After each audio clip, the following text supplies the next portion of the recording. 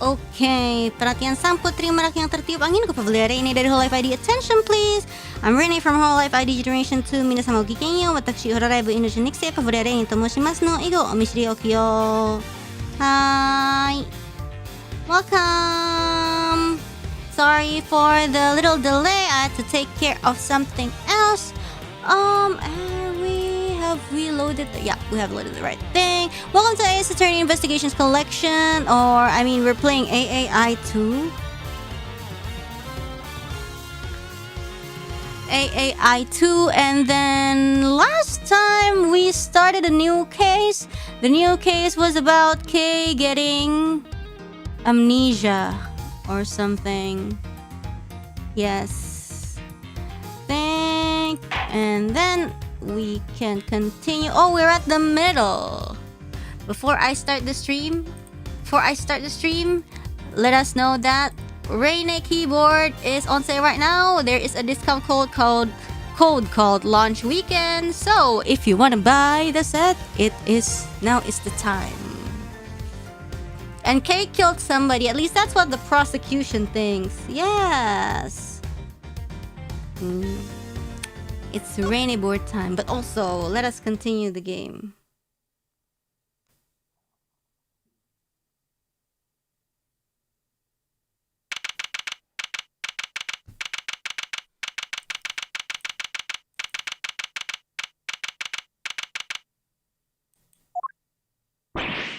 Okay.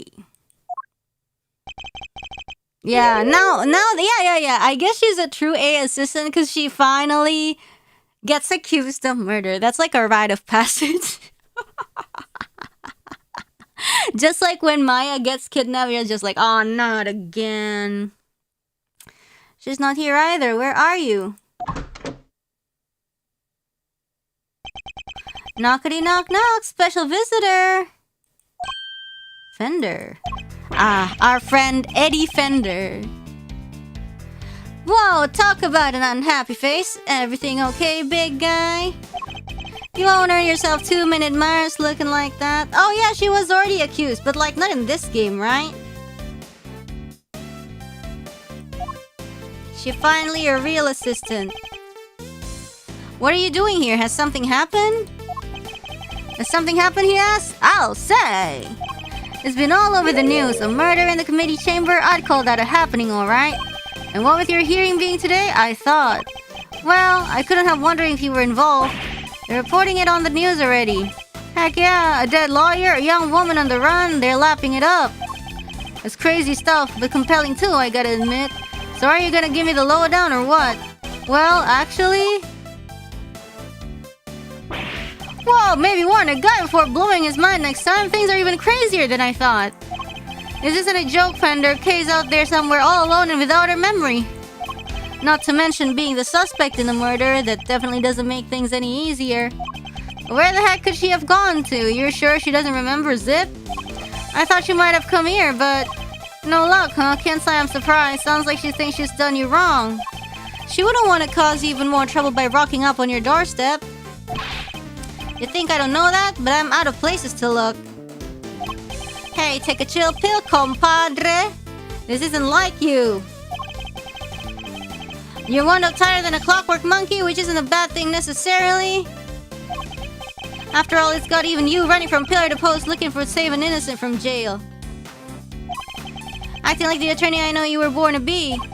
Look, Fender, I may have given up my badge earlier, but that doesn't mean I've decided to become an attorney. However, Kay isn't just some suspect in a murder to me. She's somebody I've come to know very well, even if we've only been acquainted for a short while. Oh yeah. The first game didn't actually take place that long. It was like a week or what? And she'd never harm a fly, let alone another person. Blow my mind twice in 5 minutes, why don't you? Kid's lucky to have you in her corner, champ.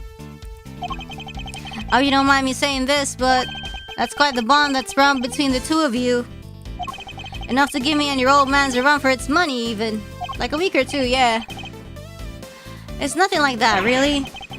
She just likes to involve herself in many affairs. You can say that again. From what I've seen, she likes to charge into things no holds barred. But she's done you some good, I can tell. You two make a great team. Can say I'm not a little jealous, seeing as my partner in crime's no longer around. Anyways, you need to track her down. Connections like that don't grow on trees, I should know. Oh. Alright, how about this for a plan? You're fresh out of ideas about where she could be, and you can't just walk the streets shouting her name. Well, yeah. So why not go back to the source, look into how she lost her memory in the first place? You just might turn up some clues that'll help narrow things down. That's not a bad idea. Based on what she told us, it sounds like it all started at the big building. And that's where we're headed. Next stop, the big time. Maybe you can give your face the good news on the way. Kay won't come frolicking back into the fold and the first thing she sees is you scowling like that. Very funny. Fender is surely a force of nature all on his own. Big building. Ooh, nice lighting.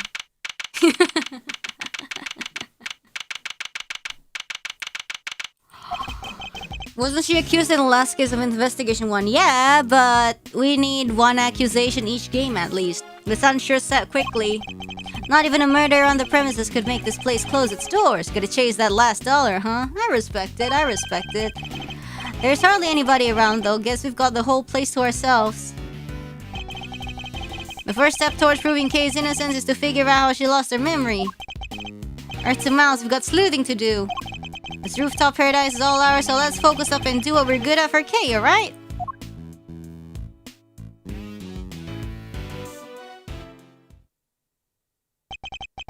Do what we're good at, huh? I suppose I should be grateful there's at least something we can do. Okay, let's go.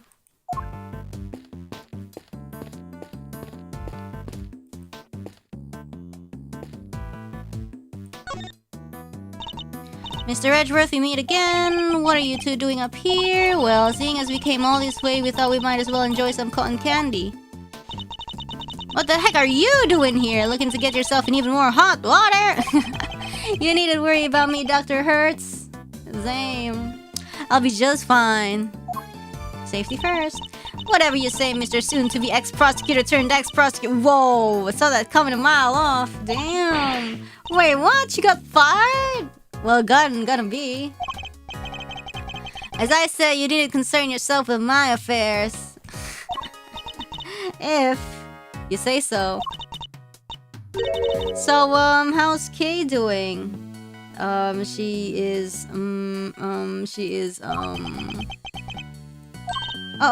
did something happen? Maybe I can help? How about an injection? No injections, thank you. Unfortunately, a Javade does not keep the world's troubles at bay. Yeah, it did get kinda chilly, huh? Come on, let's head home. Okay, Needler. Alright then, Mr. Edgeworth, catch you again soon. Okay, Grandma, let's get back to bed. Okay, what are we supposed to... Ooh. Oh, what is this? Hey. Shh. Huh? Pegasus, the winged horse of legend. No, wait. Isn't that a horn on its forehead? So it's a unicorn. It's a unicorn. No, that can't be right either. Unicorns don't have wings. Yeah. What's this? There's a little plaque there at the bottom showing the name of the piece. Contradictions. Oh, okay, that's good. That'll teach me to bother engaging with such things. That's funny though. Hi, Eddie Fender. Hey. So how did Kay lose her memory? You think there was something she wanted to forget? Maybe some particularly choice words from Miles the Insult comic is crazy. Of course not. I wouldn't dream of saying anything so terrible she'd want to forget. Detective Gumshoe, on the other hand, could do with a few more choice words on occasion. Poor guy, I don't envy him one bit. It's a pretty sizable cherry tree. Its flowers are just on the cusp of full bloom. According to what Kay told us, he was standing beneath this tree until she was pushed and fell. Oh, goddamn. Oh, damn. Okay. Pushed and fell where? That's not nice. Okay, we only have this, so we can't connect them. What is this? The beak and wings of a bird and the body of a lion. I guess these statues are meant to guard the peace of this little rooftop haven. I have to say, they're incredibly detailed, almost frighteningly so. Instead of feeling welcomed, I wonder how many people have been scared off by these instead. I mean, I don't know. I think it looks cute. Anything else we haven't? Oh, binoculare? Binoculars? You can insert a coin to take a good look at the distant landscape for a few minutes. K absolutely would have been all over this. The K I know, anyway. But for now, I'd better focus my powers on observation on this rooftop. Oh, okay, so it's like flavor text. Well, let's see what we haven't oh, the tree? Have we not checked the tree? We have! Then what have not we checked? The door? No, there's nothing in the door. No. Oh, there's a little hatch. A fence? So the person in the raincoat that Kay saw supposedly approached her from the direction of the concession stand. Damn, that's creepy as fuck. Which would suggest that she was pushed over this railing here. Okay, can we logic this? The railing is chest high. You'd have to try really hard to go tumbling over the edge of it. Everything looks sturdy enough too.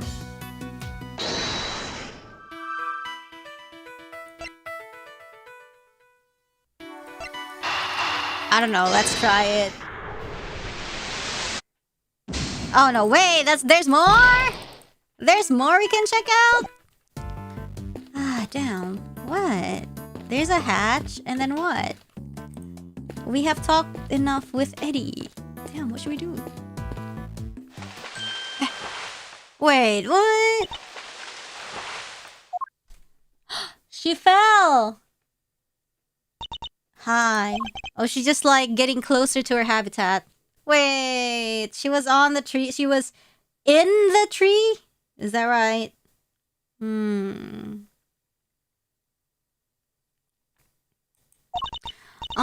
Don't mind me. I was just lying in wait. It'll make you a criminal, okay? Perhaps you meant to say laying low. Oh. Oh, yes, that. Little does this amnesiac girl know. Nevertheless, I doubt people will look kindly on a suspect haunting the site of her supposed crime. Surely you understand that even in your current state? On top of which, while you've been playing hide-and-go-seek, I've been worried sick and frantically trying to find you. Are you mad at me? Of course I am. Now what were you thinking coming back here? Did you think your amnesia would excuse your recklessness? No. I came to try and help you get your badge back. What? I thought if I could get my memory back, I might be able to remember killing that poor woman. I thought if I came back to where I lost my memory, maybe I could...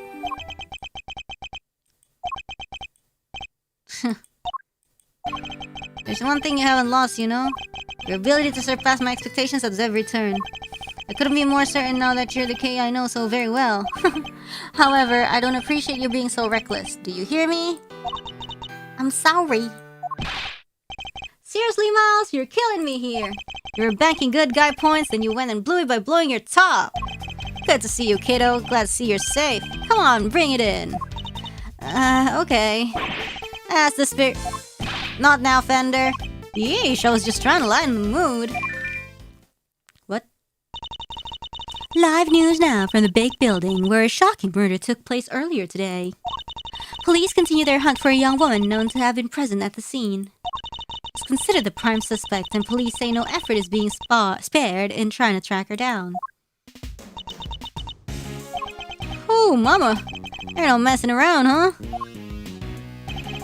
Well, team, what's the plan? Looks like the clock's ticking down and fast.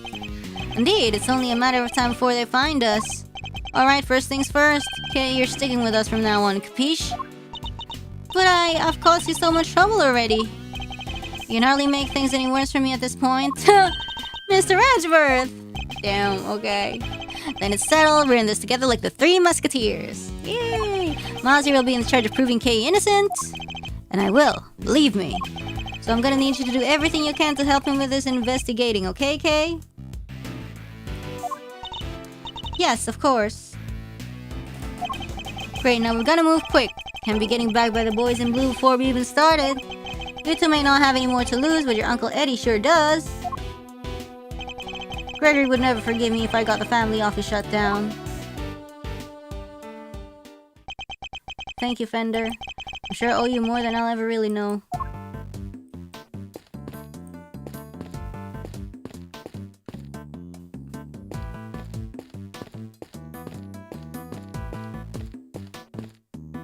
Hello?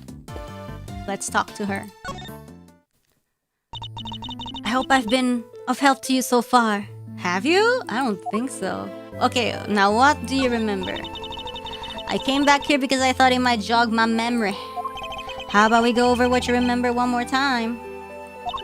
Okay. I was standing under the tree sheltering from the rain, and I saw a person in a red raincoat, and then they pushed me. Ow. Do you remember anything specific about the person in the raincoat? I'm sorry, I just can't recall anything. Oh, but there's one thing. I could see the moon over their shoulder as they came closer and closer. The moon? Yes, it's all very fuzzy, but it was in the exact same place it is right now. Floating up there above the cherry blossoms, so the moon was visible over the mysterious figure's shoulder. Okay. Huh? The moon was visible? That ain't right. That ain't right. I keep feeling like there's something just on the edge of my memory. There is? It could be the clue we need. Alright, just let it float to the top of your mind and say whatever comes to your thoughts. Alright. I'm seeing... It's very faint, but... I'm seeing a small restaurant. Just a counter and some seats. And there's this... incredible smell. A beautiful golden soup. Not too thick, and it tastes just right. Damn, what are we talking about? It's filled with delicious noodles. They're firm, but not too firm. Eldoon's noodles? And that's when a thought crossed my mind. I'm gonna order another bowl. A captivating memory, but sadly one that has nothing to do with the case. Oh, really? You used to say you were in the second great thief Yatagarasu.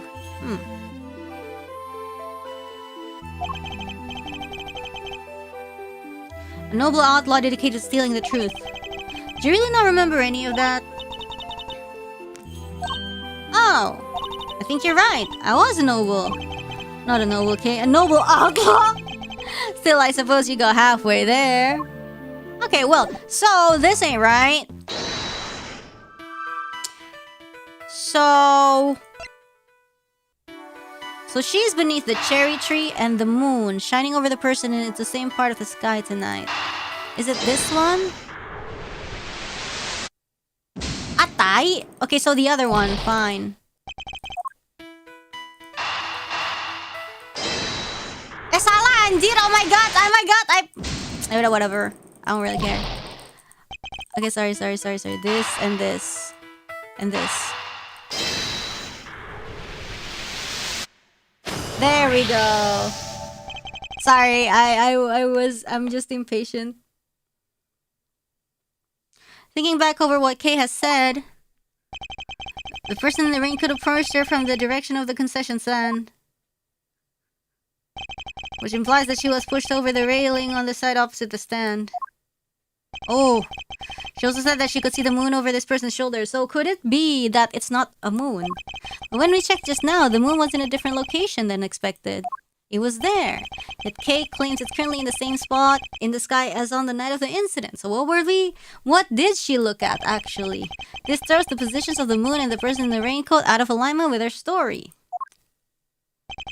I think her memories may have become confused somehow, but what's more, if she really had been pushed over that railing, she would have never survived the fall. Oh, really? You underestimate her.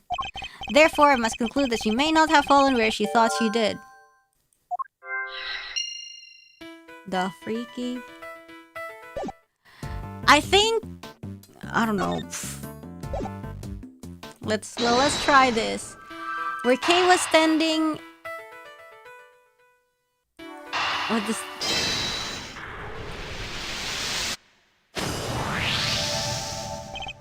You may have fallen, Kay, but it couldn't have been over that railing, because if you had, you wouldn't be alive now to tell the tale. Well, maybe it's a miracle. You don't know that.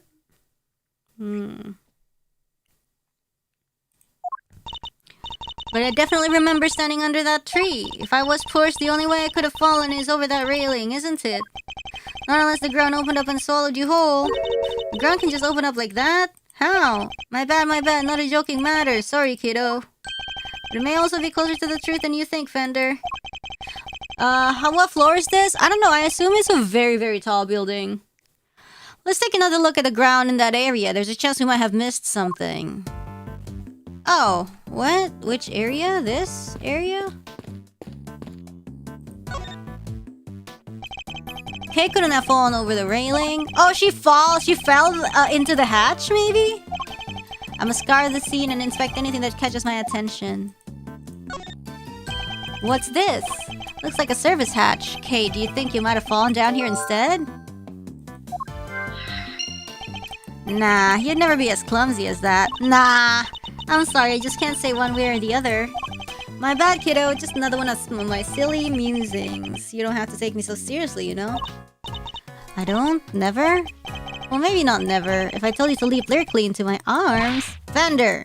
Stop flirting with a child, motherfucker! Okay. Where's your sense of whimsy? Well, that's true. So never then. Ouch, talk about a deep cut.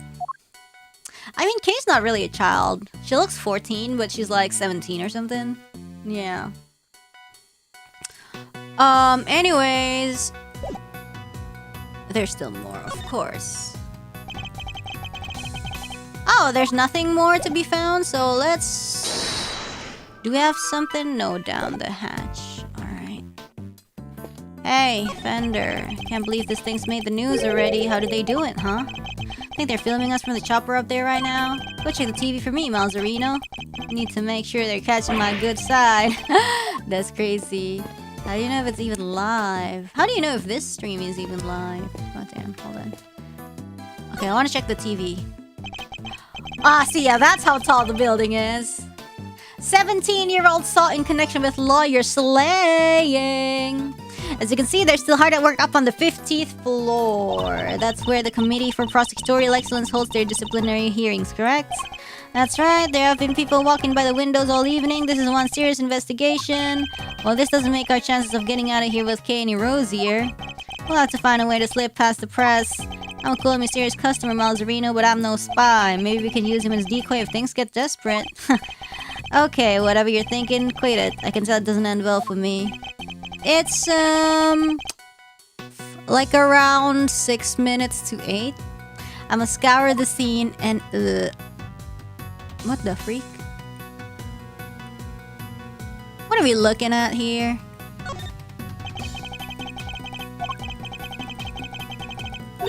Does that mean we're on TV too? I don't think so. The camera's far away enough and it's just dark enough that I think we'll be safe for now.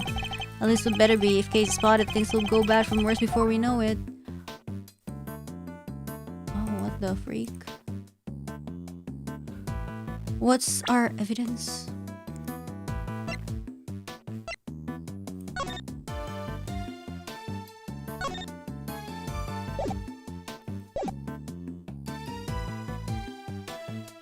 It has to be this, right? Because this is like too... I don't know. It has to be this clock, right? But what do we deduce it with?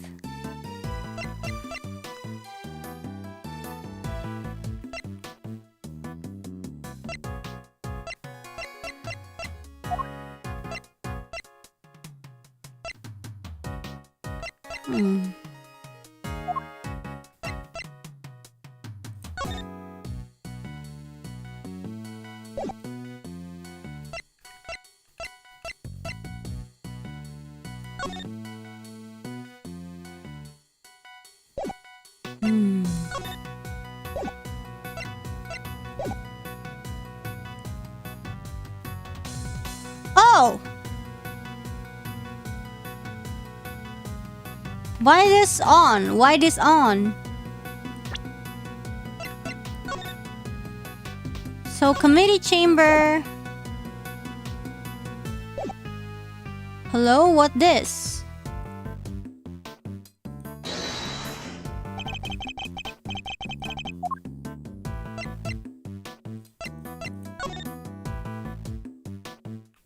Is the map? Is it the map? Because somebody died in the committee chamber. I don't know. Is it the pamphlet?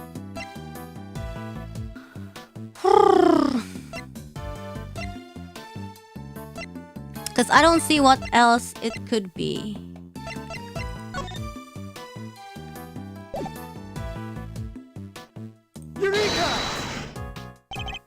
Question, how many floors does this building have? It's not the big building, but the bigger building.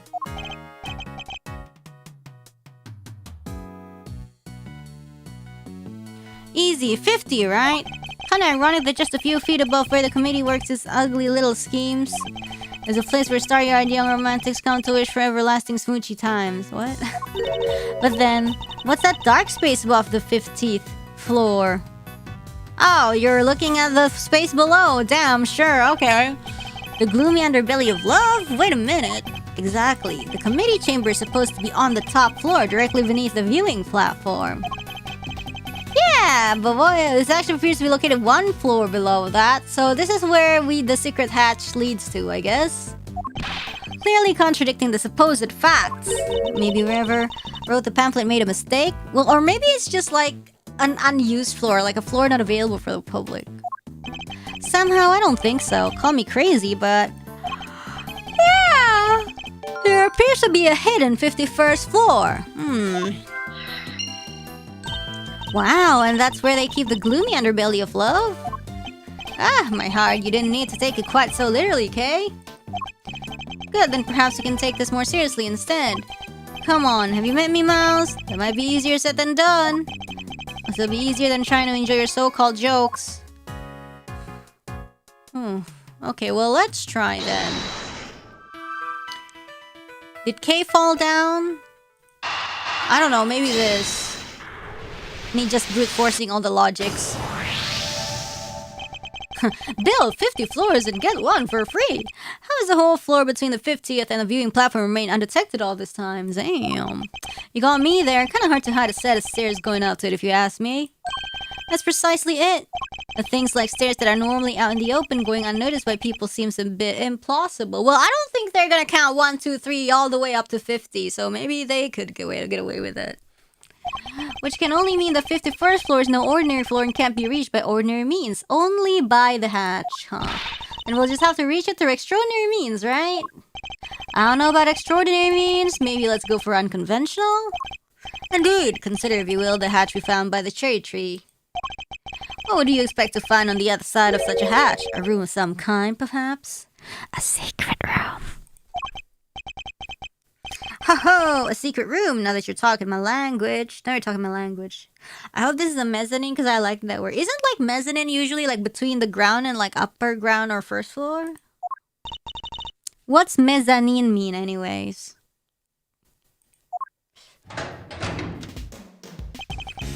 Alright, there we go. What is this place? Look at all that stuff down there. Is it a storeroom? Whatever it is, I think we can safely say that this is where you fell. Go team, strike one mystery off the list. Yes, but the greater mystery of Kay's memory loss remains unsolved. You have a red rain-coated figure who can walk on air to account for, among other things.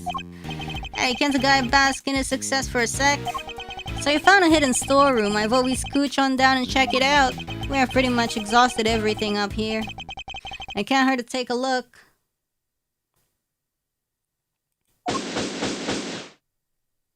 Okay. Investigation complete. Okay, wait, give me a second. Give me a second. Do-do-do-do-do-do. Do-do-do-do-do-do-do-do-do-do. Do-do-do-do-do-do-do-do-do-do-do. Do-do-do-do-do-do-do-do. Is that you, Mr. Edgeworth? Oh! Emma! What are you doing here? I heard about what happened from Detective Gumshoe. I was in the area, so I thought I'd come by and see what's going on. Let's go! This is Ema Skye. She's a high school student currently studying in Europe to become a forensic scientist. The younger sister of a former superior of mine. We also stood in court together. The detective called me up in a panic. He said your badge fell off the big building and that Kay was in a man's suit and...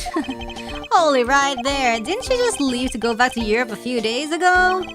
And you're back again already? Yep, I'm here with one of my professors. But not to do any schoolwork or anything, just some interpreting. Oh, okay, cool.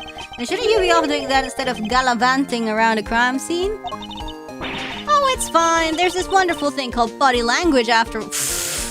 What? That's not an actual language, Ema. Anyway, never mind me. This is about Kay. How is she? Where is she? Aw, shucks. Isn't that sweet, K-Meister? Your little friend is worried about you. Oh yes. Who's this guy? Don't tell me you went and got a new assistant, Mr. Edgeworth. Very funny, young lady. That's actually the other way around, I'll have you know. Eddie Fender, attorney at law and senior partner at Edgeworth and Co-Law Offices. Edgeworth, so you are his assistant. Wait, attorney? Since when were you a defense attorney? I'm not...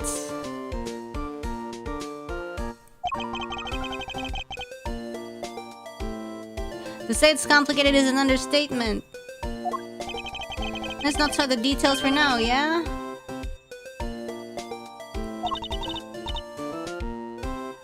But an attorney, Mr. Edgeworth, really?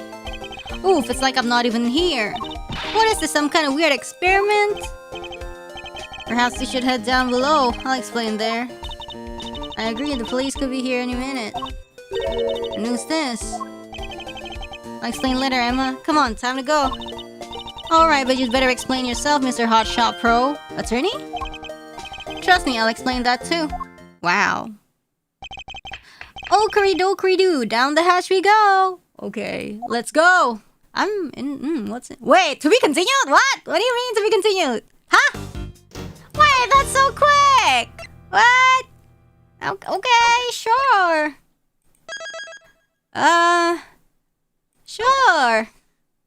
Wait, did we stop in an awkward place last time? I was like, woo, yeah, and then to be continued? Okay, cool. Thanks for the stream, guys. Just kidding.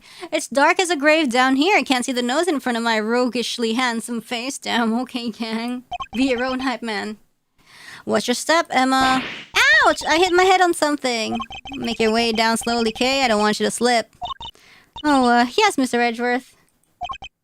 There's gotta be a light switch here somewhere. Bingo! Oh! This is... So the hidden 50... Wait, this is like the fake shit! This is like the fake shit in... What the hell was that? Ah! It's that thing on the plane! So the hidden 51st floor really is being used as a storeroom. We'll need to take a careful look over all these items. Sorry, my bad. Oh, look at this suitcase! Huh?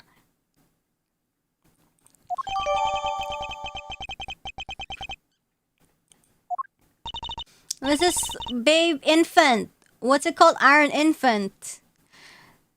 Win through compromise, it says. Blue badger masks? Yikes. Oof. Why this mask kind of look like old bag, low-key? Okay, whatever. Alright, Mr. Edgeworth, you promised me an explanation or 3. I did indeed.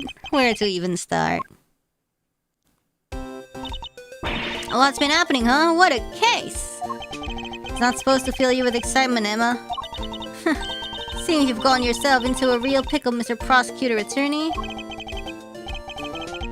I'm not an attorney or a prosecutor anymore. I'm a free man! Well, whatever you are, I think it's time for science to lend a helping hand. Don't worry, I brought my entire kit with me. Well, if you're sure. Are you kidding? I live for moments like this. Here, let's make this all official. Look at this, Ema. Still not jaded yet. Still have high hopes for stuff. Anyways, how old is she now? She looks kind of different. 18. Cool. Rosie Ringer. Hilda Hertz. Hilda Hertz is such a funny name.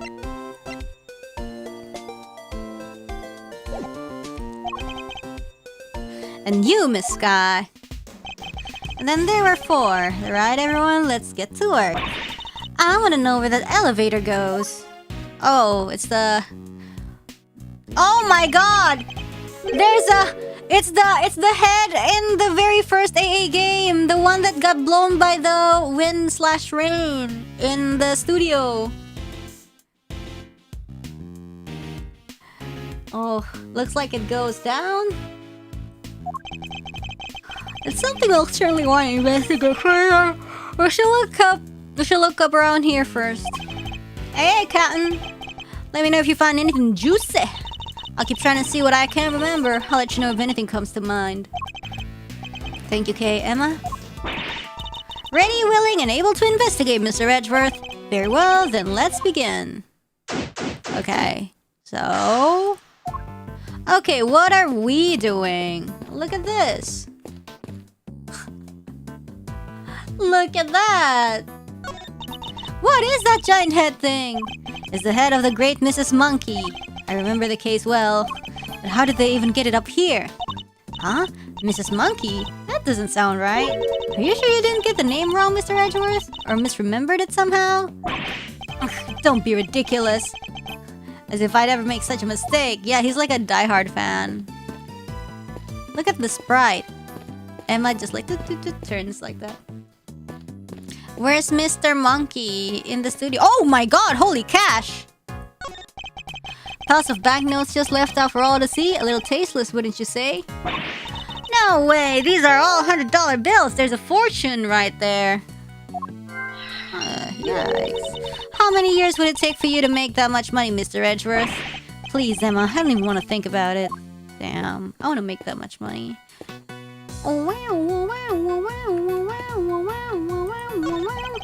This statue. What is it? Got some new data for me? Not exactly. It's just something from a case I worked on. A piece of evidence. I believe it's called the Alfred statue. Is it? And there were two of them, a real one and a fake. Whichever one this is, it shouldn't be here of all places. An old case, huh? Guess you have worked on a bunch of different... Hmm? What's that sound? Lotta Hart! Gotcha! Caught in the act, red dang-headed, guiltier than a tomcat covered in cream! Ah! My eyes! Stop that at once! Ain't no stopping my snapping, not till I got every dang detail and then some. Y'all think I'm about to let a bunch of dirty criminals go before I get the shot? Think again! We're not criminals! Yes, sir, but the other one, it's got bells on. This here camera's weapon of justice. It ain't about to be unsoggled by your cheap denials. Oh, it's you. Huh? You're... Why, you're that low-down dirty jerk of a prosecutor, ain't ya? Who are you calling a low-down dirty jerk?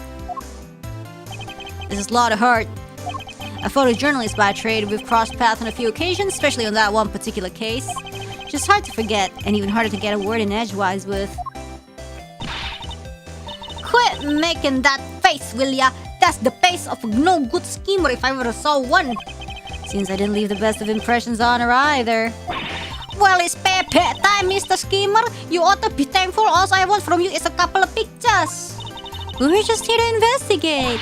Sure you're. If by investigate you mean pour the wool over Lotta Malwat eyes. Sorry, Mr. Edgeworth. I thought you might listen to me. It didn't hurt to try, I guess. But we're probably better off leaving her alone for now. Same. Okay, damn it, whatever, girl. It's kind of creepy, all these masks lined up here in the dark. Not a fan of horror movies, I take it. No way, that stuff's so unscientific. Well, there's sci-fi horror. I think you pronounced terrifying. I must scour the scene and inspect anything that catches my attention. Alright, this shit. 220. Why this empty, guys? There's a selection of masks arranged on the rack. There's even a steel samurai. And what an impressively authentic likeness it is, too. The scientist in me sensing something strange, though. A lack of consistency, you know?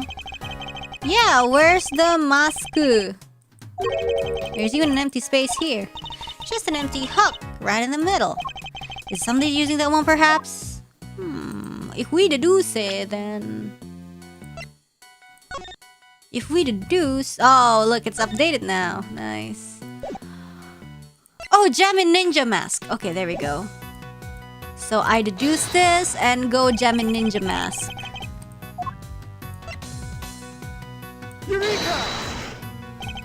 Kay was carrying a Java Ninja mask when she was found, but it looks like it might have originally come from this hook.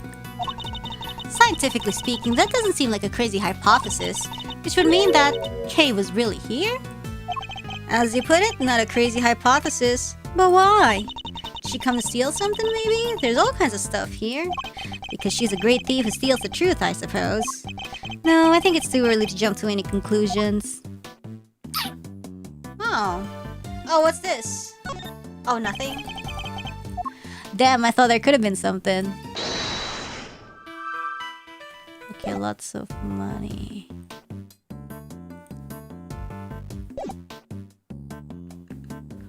I wanna look at... Oh, there's a safe?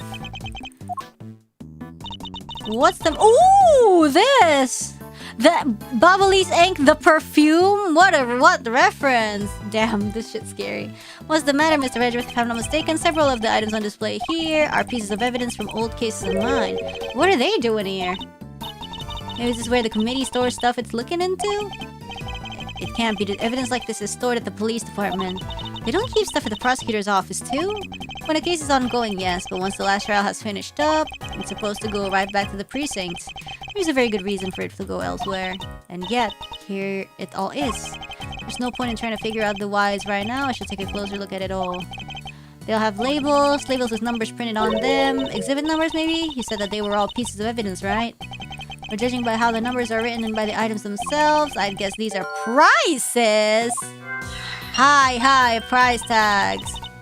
But more of this stuff could be worth that much money, could it? The prices are very high indeed. It's no wonder she's surprised.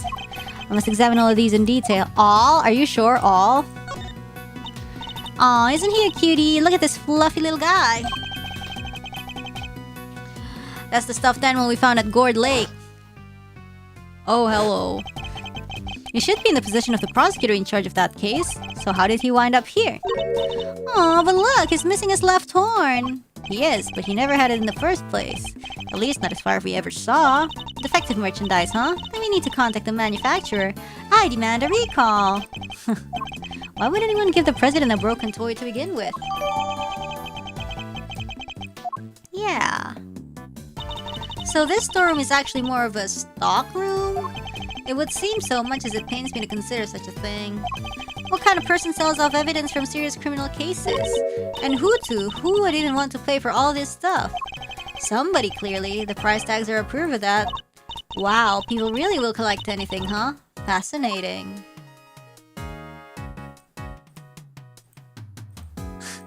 So creepy.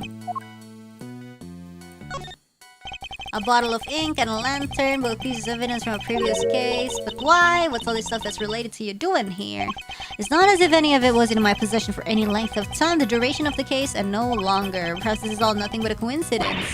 Seriously? A coincidence? I never thought I'd hear those words coming out of your mouth. We must always face up to the facts of a situation, however strange they may be. Isn't that what scientists believe too? No, you want to talk about what scientists believe? Settle in. This may take a while. Mannequin? A mannequin, huh? Wait, I know. All thanks to my powers of scientific deduction, of course. It's evidence from an old case of yours, right? Not this time. I've never seen it before in my life. It doesn't seem to fit with the other items in the room, either. For one thing, it doesn't have a price tag, so why is it here? It's a cute little doll. Looks kind of like the Steel Samurai. It's actually the Iron Infant, son of the Steel Samurai and the Pink Princess. He was born burdened with the knowledge that he too would one day be called upon to fight for justice. I can't imagine the pressure that must have put him under, more than most people could bear. Yes, he's young, but you can sense it nonetheless. A certain tragic refinement. Edgeworth! Mr. Edgeworth, are you even listening to me? Oh, of course. That's really funny.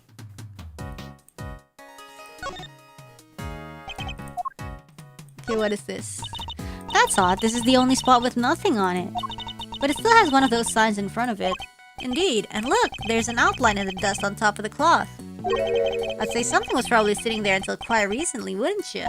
You know what? I think you might be right. But, I'm drawing a blank trying to imagine what. Well, I might have an idea. A star-shaped outline. Damn, I don't. Don't we have a piece of evidence that might well be connected? I don't know about that, actually.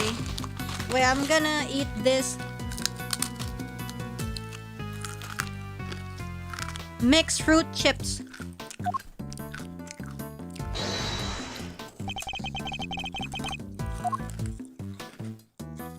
Oh!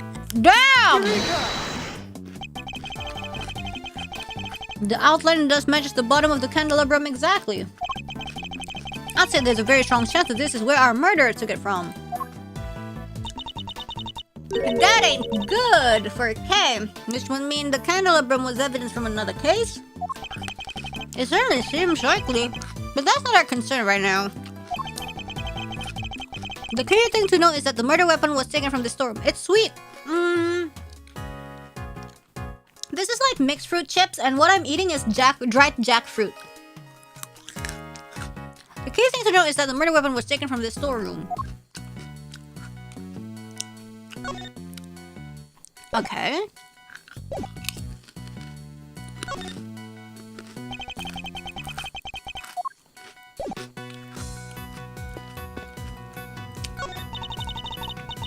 Scientifically speaking, I'd say this looks like some kind of wooden icebox. Wait, let me open this a little bit wider. Wooden icebox. Yeah, the chains are probably to stop the cold air from escaping. I don't mean to contradict you, Emma, but this isn't this just a box? The wood is imbued with a natural repellent that keeps moths away. Oh, yeah, sure, I guess you could look at it that way too.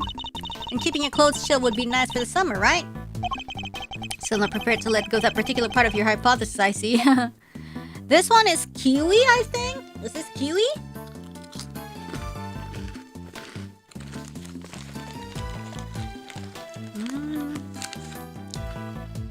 This is banana. And this is apple?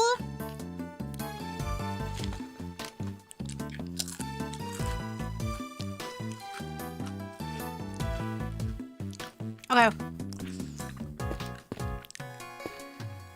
Tapes. What are these? A bunch of trophies, and oh look, somebody left a walkie-talkie here. Looks to me like it was put there deliberately. I rather like it's on display, to be honest. There are batteries in here too, it could be useful. Let's take it with us. Nobody will mind if you use it for a little while, will they? I can take it to the police station afterwards.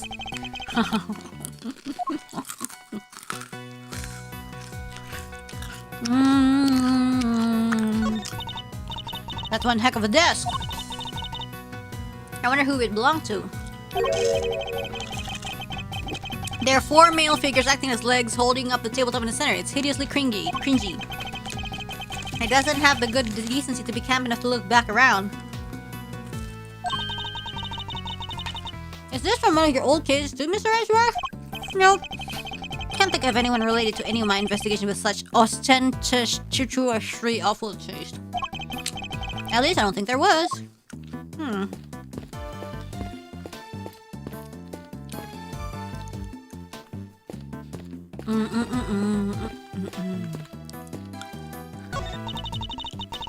He said the statue was a piece of evidence for an old case of yours. It's the Alfred statue. But it says here that it's called the Alfred statue. Alfred, Alfred.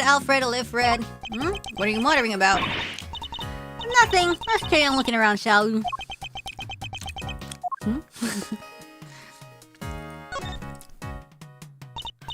So, what are y'all doing snooping around a fishy old place like this anyhow? I think it's us who should be asking you that. I mean for the truth, for the good of society, and for little old me, of course. I'm what you might call a photographer of the people. Snapping here, snapping there, snapping every dang where. I'll just leave you to it then. You can talk once you've gotten it out of your system later. Okay. So, let's talk to Eddie. Oh boy, this whole experience is enough to boggle a guy's mind. Mysterious storerooms, damsels in distress, it's got a lot. Would you at least try to take things a little more seriously, Fender? Hey, I can try. No, but seriously, I'm as keen to help Kay out as you are. She's safe with me. You go do your thing. It's not Kay I'm worried about, it's you.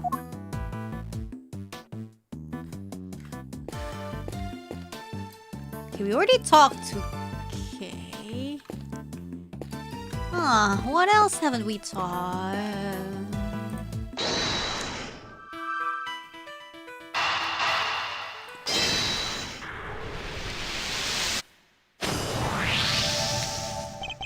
I've seen items of old evidence marked with price tags along with a huge pile of cash.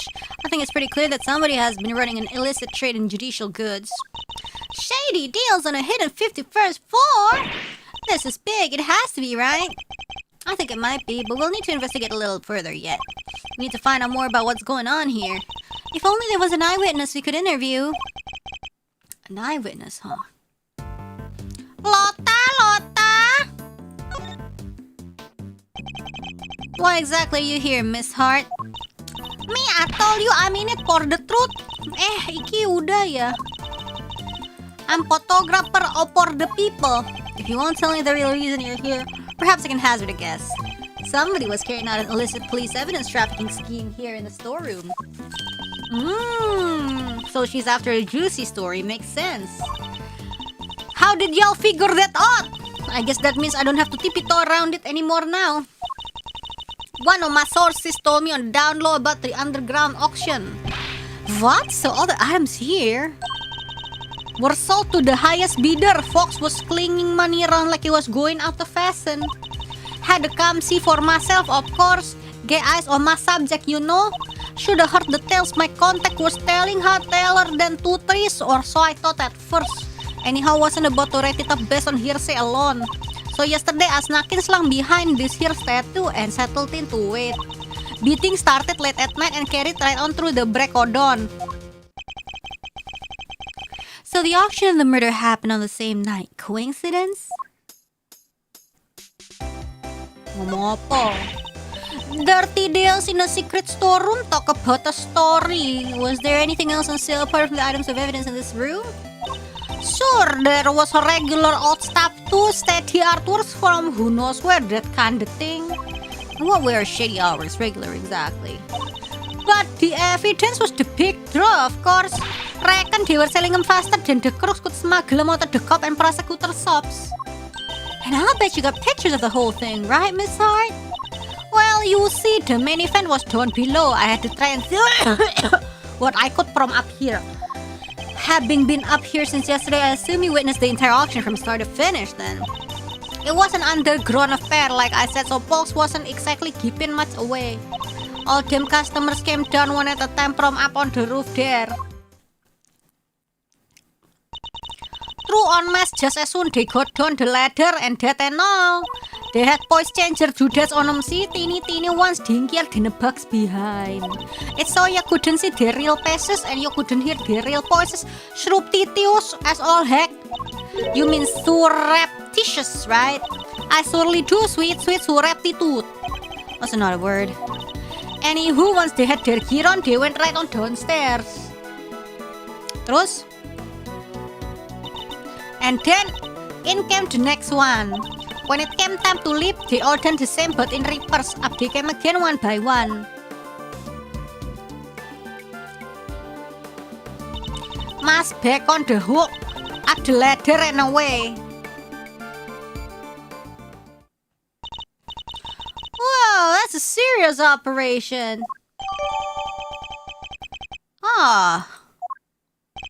Does that mean Kay was a participant? But what would she be doing there? She's been doing this voice since the original AA, by the way. Yep. And how many participants were there? 11 altogether. I counted them when they came down the ladder. 11 ya? 1, 2, 3, 4, 5, 6, 7, 8, 9, 10, 11. Wah lama. 1, 2, 3, 4, 5, 6, 7, 8, 9, 10, 11. So, with the empty mass, there's 12 mass. So, apa yo? I didn't just hide behind a stupid statue the whole time, you know? You didn't? Then where were you? Well, when I first got here, you know what? That ain't important right now. So you were hiding behind a statue from the very beginning. Anywho, I watched all them folks coming from my spying spot there in the shadows. I see, so you were watching from behind the statue. Sorry, like she got Lotta'd. They used that elevator to get down below. And once they was all down there, I snuck up and took me up the air. What's going on? You mean the elevator remained in the room beneath? No, they sent it back up, but there's a little peeky hole if you know where to look. Elevator don't quite sit flush with the floor, see? And if you bend down and squint just right, you can see the whole shebang. Did you catch sight of who was in charge? I already sure, I guess I did. And have so good a story if you don't get the glimpse of the evil ringleader there, so yeah. I wonder who this ringleader is. Ringworm. I'll have to ask her some more. You mentioned a ringleader. Can you tell me any more about them? You should know I came here to get me an exclusive. And an exclusive and much dang good if you done spilled the beans already. I see. So you don't actually know anything about them. I think that's why she won't give us an answer. Makes sense, I guess. Yeah, got me. Couldn't see if it was a man or a woman, a kid or no time or nothing. What were they wearing? Could you see that at least? Sure, white jacket, white glove, and a magenta flower on the lapel. Oppo! The three things is what I remember. Magenta flower iki.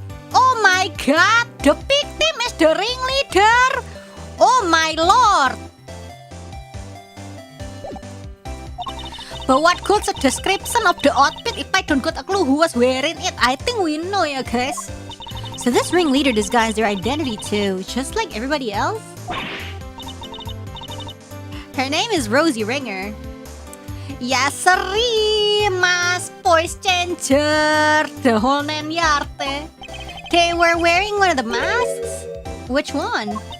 Let me see. Oh yeah, this guy, Surpan. Lo, where did that mask come from? Surpan? What kind of name is that?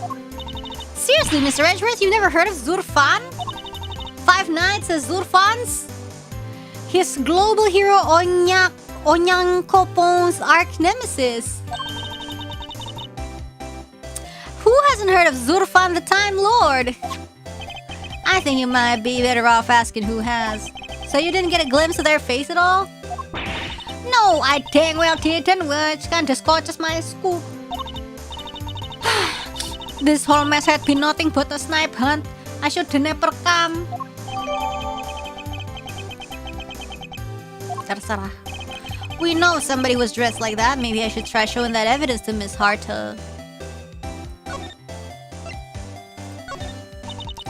Alamak, bodoh amat.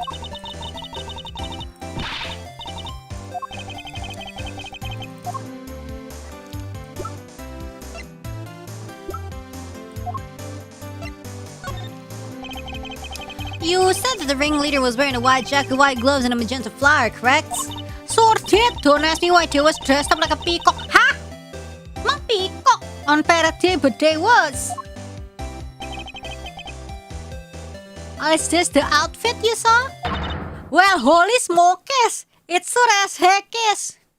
Oh, Iki probably is gone and Kay trying to win it back? But wait, so the big cheese is dead? All we know is that she's the victim in the case we're investigating. Her name was Rosie Ringer. Do you know her? Nope. So the ringleader was a lady?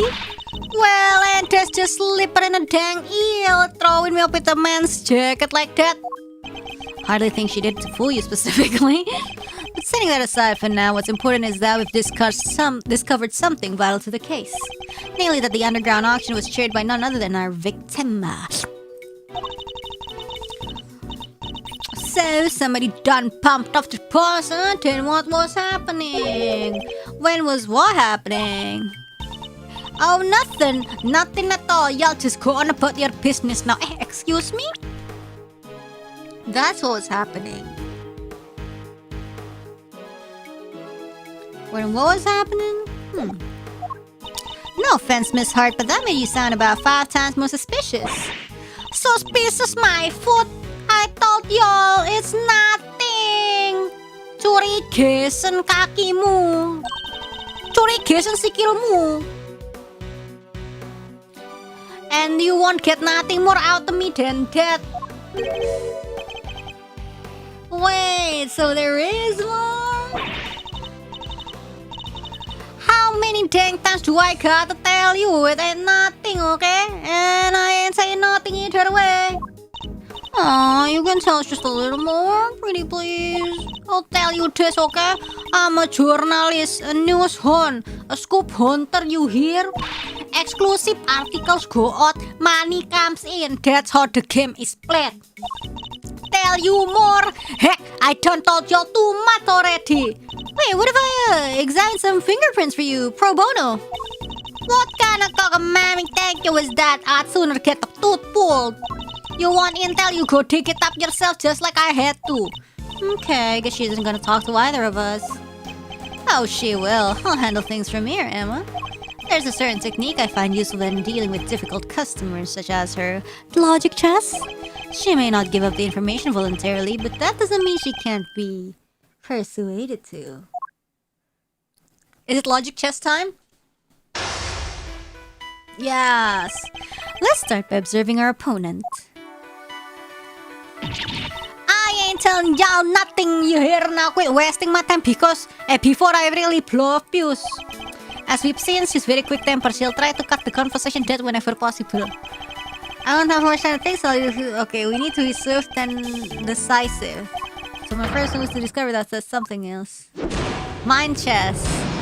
Commands. I need you to tell me everything you know.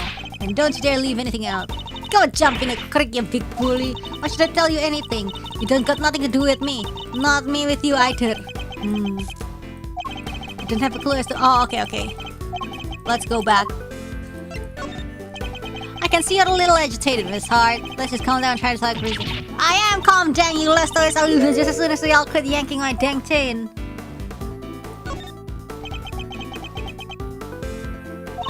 That's better. Being a news hound all about keeping a cool head no matter what the world throws at you, see? Speaking of news hound, it's my interest to you. I met one of them a few days ago. She was very hunky, young reporter indeed. A reporter with a very particular turn of phrase, similar to your own, in fact. Oh yes, he spoke like me, huh? Guess that could have been someone I know. She was your apprentice. Her name is Pippi, and if I had closed my eyes, I could have believed I was listening to you. She told me about somebody she called the chief. She was talking about you, wasn't she? Oh, so y'all met Pippi, huh? Well, ain't that something? Where did y'all bump into her? She's a great kid, reckon. Wait, oh no, you don't even getting all my goods. I'm bringing her into this, you sneaky snack. Ooh, you nearly had me too. Interesting. Talking about Miss Lloyd seemed to make her lower her guard a little. I think we can use that to our advantage. Okay. I know your apprentice pretty well. I don't have anything to do with you. That's a little unkind, don't you think? After all, I know your apprentice. I know her pretty well, in fact. Yeah, well, guess it does seem kind of cold of me to say that if you know her pretty good. Wouldn't want a poor kid thinking I don't give a rat's behind. Good, then you'll tell us what you know?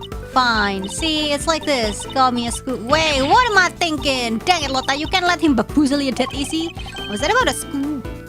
Oh, forget it. It was nothing. You have a scoop of some kind, don't you? How embarrassing, a professional journalist making a careless slip of the tongue. You have a scoop, don't you? Now tell me what it is, bruang. Alright, I got me a scoop, a big one, but I can't just go blabbing about it to y'all. I got bills to pay. She may be hiding something very important. I have to get it out of her somehow. I need to know the details of this scoop. It's quick to anger, but she's also quick to let key information slip. Now that we know that, the rest shouldn't be too hard. Let's see what else we can get out of her. Is this scoop of yours? Does it have something to do with the auction? You know what? I can forget. But you tried to infiltrate an underground auction. It only stands to reason that you observed something. Otherwise, what would you have to write about? I don't know what to tell you. I didn't hear nothing. Did you hear something from Miss Lloyd? You do realize you have nowhere to turn, don't you? Oh, swalama. Salah, geng.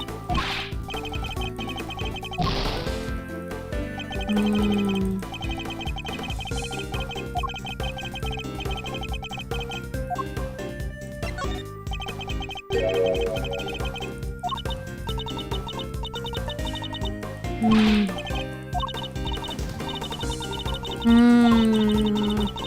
I ain't done nothing shameful or nothing. Did some...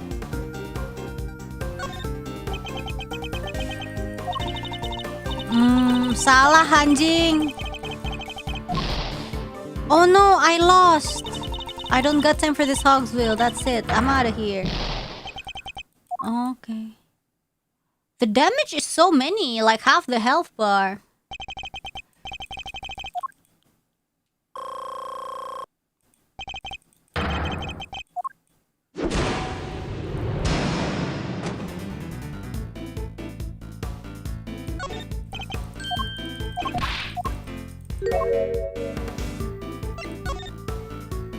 If you didn't hear the sound of nothing, does that mean you didn't hear the sound of something?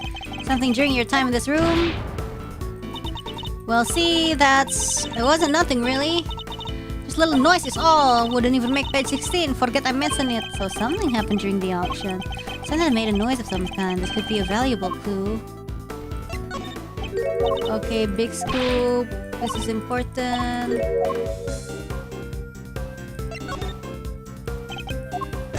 Salah anjing.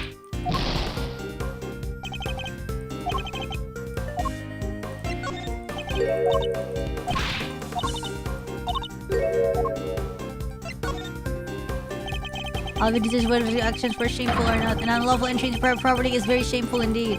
It is a crime. Okay. You did the exact same thing, genius. Oh, but I guess you're a prosecutor, huh? You're allowed to do stuff like that. Let's not mention the fact that I had it in my bag, shall we?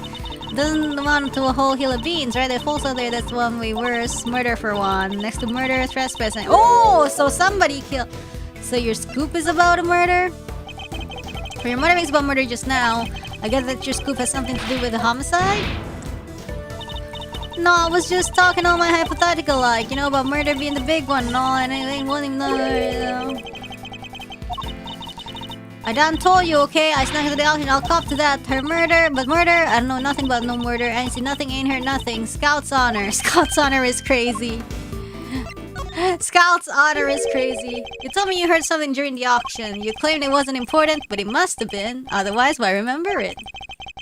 Yeah, as they say, if I forget, it must have not been important. I think it was something very memorable indeed. In fact, I believe it was the cry of a murder victim. Oh! Damn, who cried murder? Murder, murder. How you keep doing that? Alright, it's true. I wound up smack dab in the middle of a murder scene, but only by accidente. And that's all you're getting out of me. It won't be no scoop left otherwise. The murder Miss Hart witnessed, it must be the same murder we ourselves have been investigating. That should prove to be a very valuable piece of information indeed. Perhaps we should finish up by confirming the credibility of her claim. I have her on the back foot now. Time to finish this. Tell me more about the inking. I wish I could help y'all, but I don't really recall a whole bunch. Ain't much I can tell you, sorry. I mean, look at me. Can't even get my facts straight half the time. Okay. Try another attack. Are you really in the middle of the scene? You said you wound up in the middle of a murder scene. Is that really true? You're calling me a liar now? Hoo-wee! Now I'm mad, real mad. Bide my time. I'm a journalist. How I'm gonna sell stories if folks cannot trust it? I'm telling the truth. I got me a motto, you know, faster than anybody, honester than everybody. Yaudah, inilah. That could be an important clue. I should bear it in mind. Okay. Yes, you always honest. Tell me now. I can't imagine that being so vague on the facts that trade valued among journalists. Surely accuracy and honesty are what's necessary when reporting on a story. Ugh, well, see, it seems your so-called information is not credible after all. Look, there was a murder and I was there. I can't even prove it. Ugh. You can't prove it, can you? You can prove it, can you? How? I've got it right. Wait, you heard that? I was just talking to myself. Don't think nothing of it. She's still hiding something. This is a very vital clue. I'll need to use it to maximum effect. Okay. Be honest, Miss Hart. I know there's something you're still not telling me. And nothing left to tell, dang it. I don't spill my guts already. Time to deploy my clue. That's your clue? I know you've been keeping something from me, and that something is proof. Proof related to the murder you witnessed. Proof sound enough to form the basis of a story you're hope in a cell.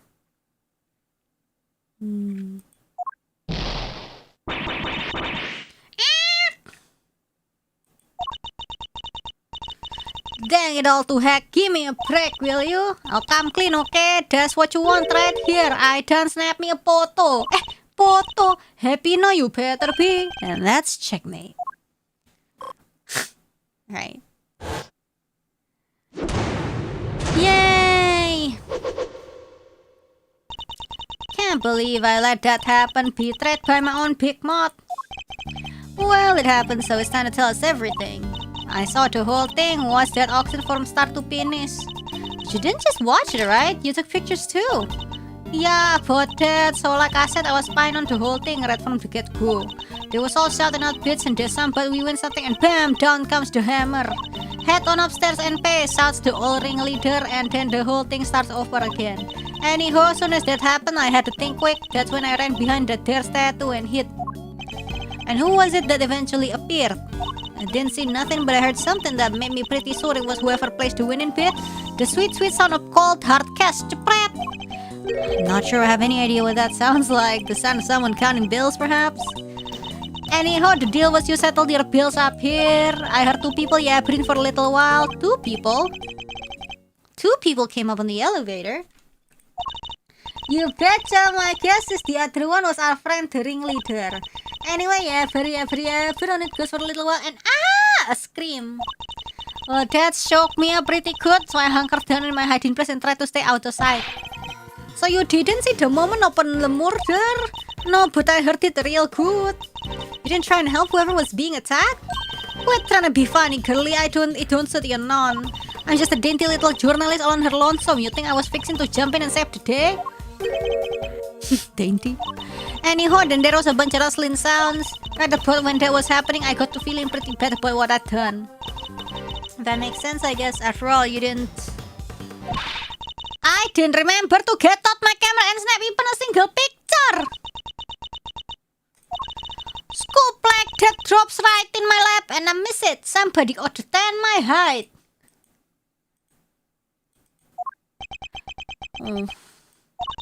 Anyhow, then a little more time goes by and there's this kind of clattering noise. I'm here thinking, gotta get a shot this time, so I grab one real quick from the shadows there. Can we see this photograph? Oh, do I have to? Yeah. Ooh, that's the coat man. The one who attacked Kay. So Kay's rain-coated assailant also attacked the victim here in the storeroom. Then proceeded up to the roof where they assaulted Kay. Oh shoot, why his hand kinda bloody? There's only one person in this picture. Where's the victim? Weird, huh? I wonder the same thing. Heard two people, but there was only one in the shot I got. Well, maybe on the floor? Jeez, I don't know. And I didn't see nobody nowhere else in the room either. But that's the killer, alright? Leastways, I'm pretty sure it is. So, re-saying the victim disappeared? How did you know it was the killer just by looking? Because they're literally red-handed with blood. How else would that get here, huh? And the auction just carried on after that? Sure did. They just went right along like nothing had happened. Rich folk is crazier than a box of frogs. I don't understand how they think. Funny, I find journalists struggle to understand as well. Okay, Miss Hart's statement. Okay, so what do we do next?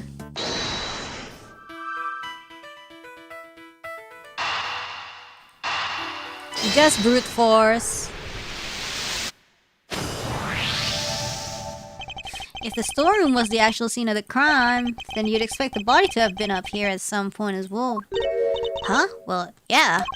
But think back to what Miss Hart told us about how the customers left the auction. Do you remember? Of course, they came up from downstairs back to the storeroom and... Oh, exactly. The killer would have had to hide the body in order to avoid its discovery. The question is, where did they hide it?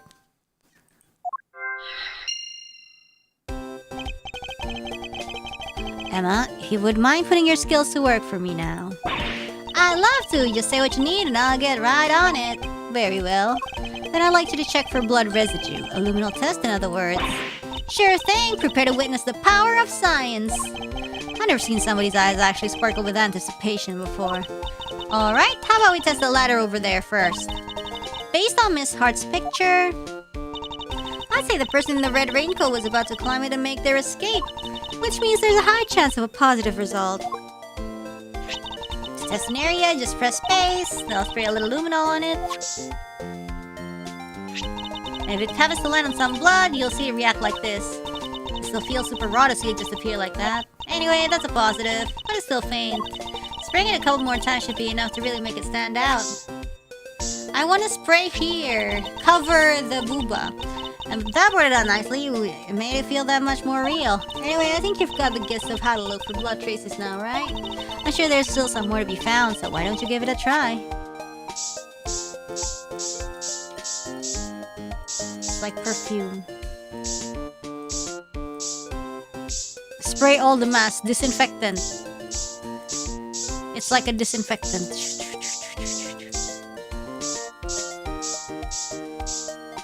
Okay, I think everything is clean. Ah, already done? Damn. And that's how it's done. But I want to spray some more.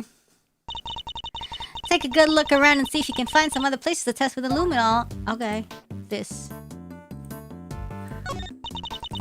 Yes, I want to test there. No, why? I want to test here.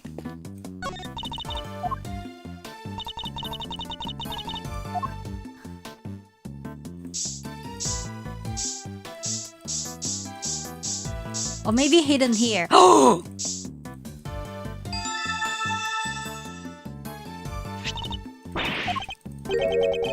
How could it have gone there? Maybe somebody put something with blood on it there. There's still places we haven't tested yet. Let's see what else we can find. In the suitcase.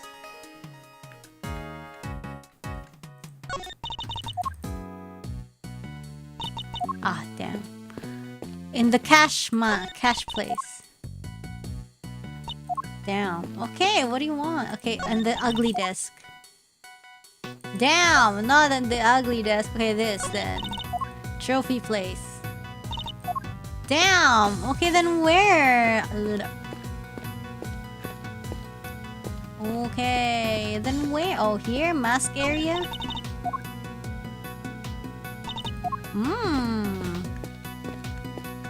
Everything is a negative. Oh! In the suitcase. Damn. Okay, find the button maybe. No, the floor.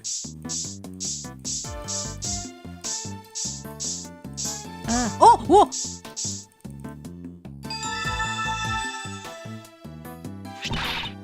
We've got a positive! But how come? Probably because this is where the murder was actually committed, I'd say. Looks like some of it dripped down through the floor below, too. Oh. Really? It dripped down to the floor below? I think that's all the blood there is to be found. Then that concludes this phase of our investigation. Okay, well, let's talk to...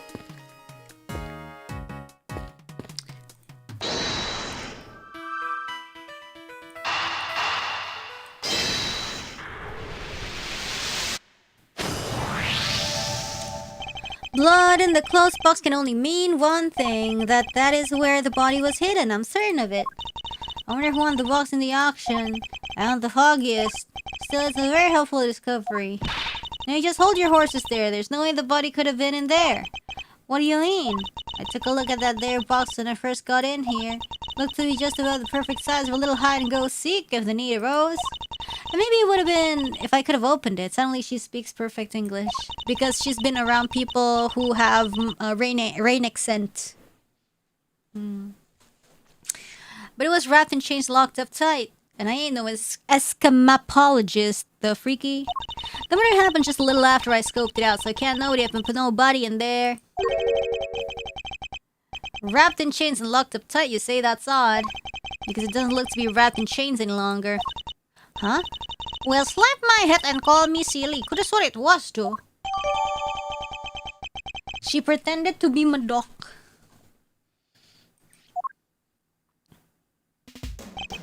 I think we examine all we can now. Great, time to see what's waiting down below. Shaking a leg already, are we, Miles? Ooh, okie dokie. Hey, K-Meister. Yes, Mr. Fender. We're about ready to move out, so I want you to stick with me, okay? Can't have you getting lost. Of course, I'll be sure to stay close. When did those two start getting along so well? Huh, interesting. Investigation completed.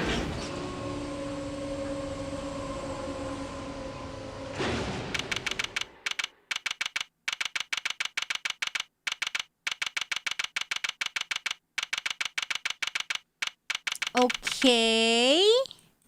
Oh, damn! Mr. Edgeworth! Oh. This room.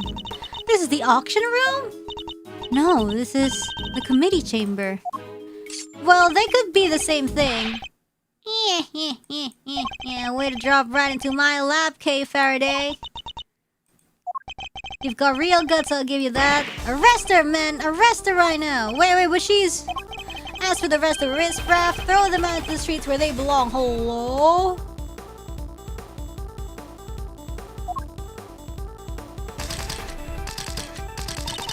You can't do this! This is going way overboard! Yeah, what she said! Oh, Miles, this isn't looking good, I gotta say. See how the blinding light is just as shines on me, ow! Yowie! What did I do? You'll have to forgive me. I meant to hit a certain cuddly ex-prosecutor. You weren't aiming for him, you were aiming straight at me! Something keeps getting in my way. Something, Yeah!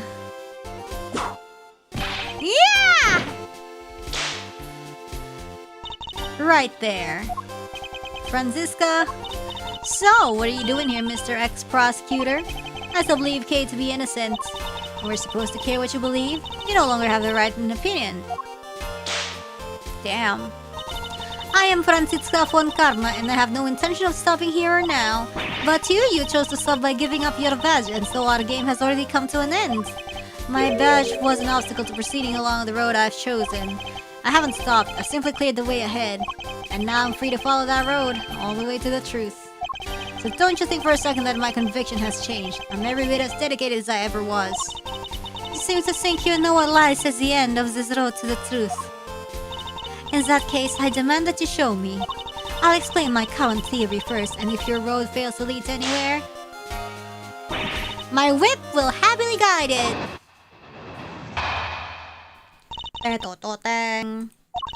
The victim used her keycard and entered this chamber with our killer.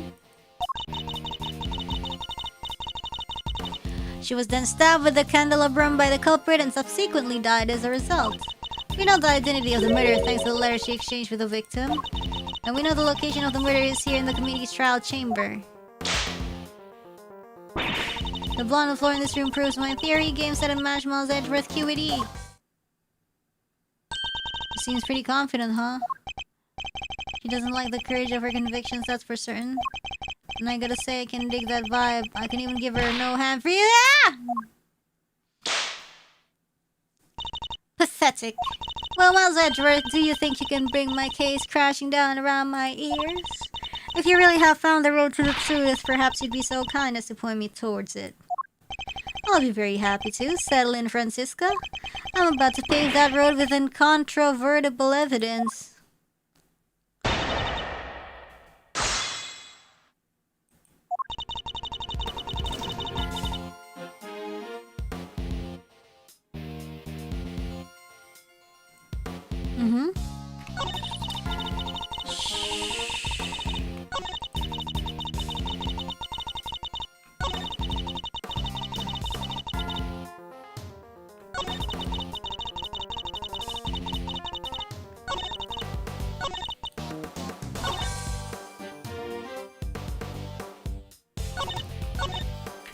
it! You can prove that the murder happened here in the committee chamber, I suppose. A fond karma is perfect in every way. Or did you forget that when you handed in your badge?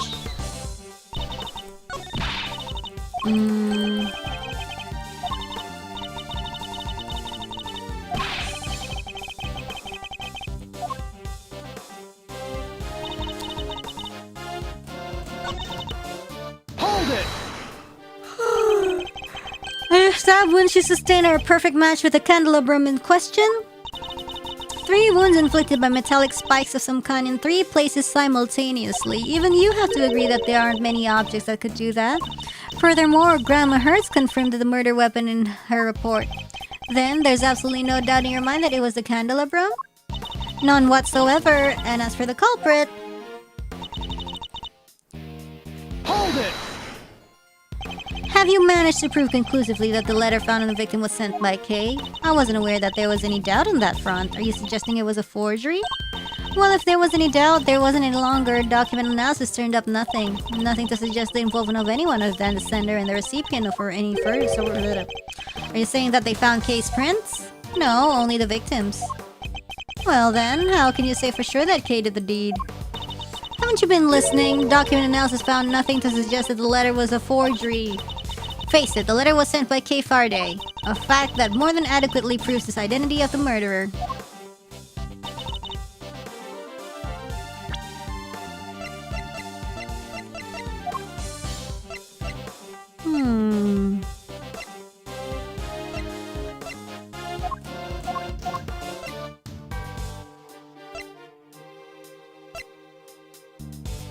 Objection!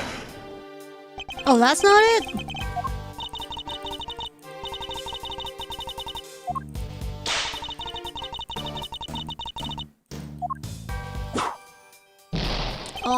I would think that was it.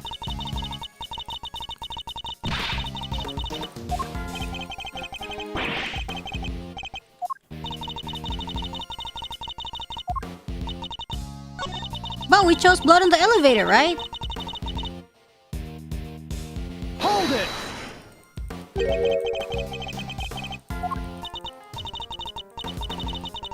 Or maybe it's on the last statement, the blood proofs, and then we say blood in the elevator?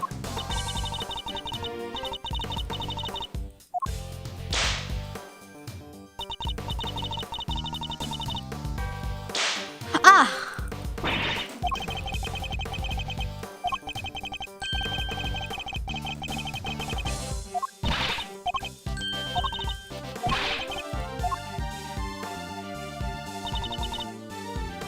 So maybe in the last statement? Hold it! Anjing, salah pencet. Wait, can we...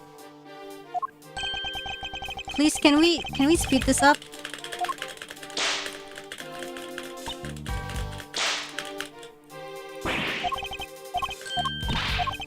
Why can't we speed up?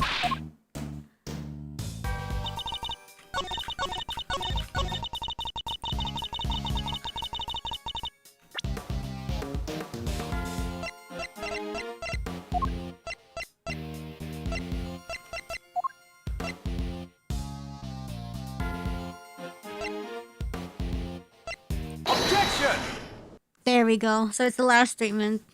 Because she's like, the murder's gotta be here, but uh-oh, no, those blood were blood that dripped from above. If I remember correctly, the blood discovered in this room was located at the foot of the Goddess of Justice statue. Murder under the gaze of the divine, a brazen act even for a cold-blooded killer. Except they may not be true at all. Take a look at this, if you would. It's a blood stain we discovered in the storeroom directly above the committee chamber. As you can see, the blood we found looks to have dripped through the room below. And the elevator it dripped down from descends directly to the foot of the statue. Ah, you noticed, then you will agree that the murder cannot in fact have happened in this room. I put it to you that the victim was killed in the room above and only afterward she moved down here. The Goddess of Justice did not witness the murder. She witnessed a killer trying to cover their tracks. Why is she smiling? Sorry, I was just thinking back to a very similar situation. Well done, Miles Edgeworth. You've proven yourself to be even more foolish than I thought. Mr. Edgeworth is anything but a fool, sir, and you know it! Youch! Have you forgotten the picture you just showed me, or are you really that airheaded? Even a cursory glance shows that there was far more blood here than the committee chamber than upstairs. Ouch, whipped and ignored again. I wish I could get some— Wow! You're trying to tell me that all of that blood dripped down from above Miles Edgeworth? Yes. If it had, your storeroom stain would need to be 10 times as big. I say the murder happened down here. There's no way it could have happened anywhere else.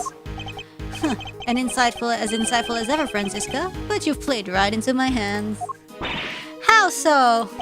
You are correct. There is far less blood upstairs than one would expect. The question is, why? A trifling detail in the face of my previous explanation. Alas, your explanation doesn't account for why there was blood in the storeroom in the first place. Surely you don't think some spatter managed to shoot itself all the way up there, do you? Whoa! Like some crazy fountain of blood? No way! No way indeed. It's completely impossible. So how about this? What if this explains the difference in the amount of blood observed? There was far more blood in the committee chamber than in the storeroom above because there was far more blood in the committee chamber because the weapon was removed here. The victim died of 3 stab wounds, wounds that would have bled profusely. Exactly, as proven by the amount of blood we found on the floor of this room. But that doesn't make any sense. Not if she was stabbed in the storeroom. You said there wasn't much blood up there already. Eee! Silence, you half-baked harebrained rookie. Whoa! Hey, harebrained is a little... Ah! A stab wound bleeds heaviest at one particular point in time. Oh, I know, when the weapon is removed, right? Precisely. I believe the body was brought down to the committee chamber with a candelabrum still in its chest.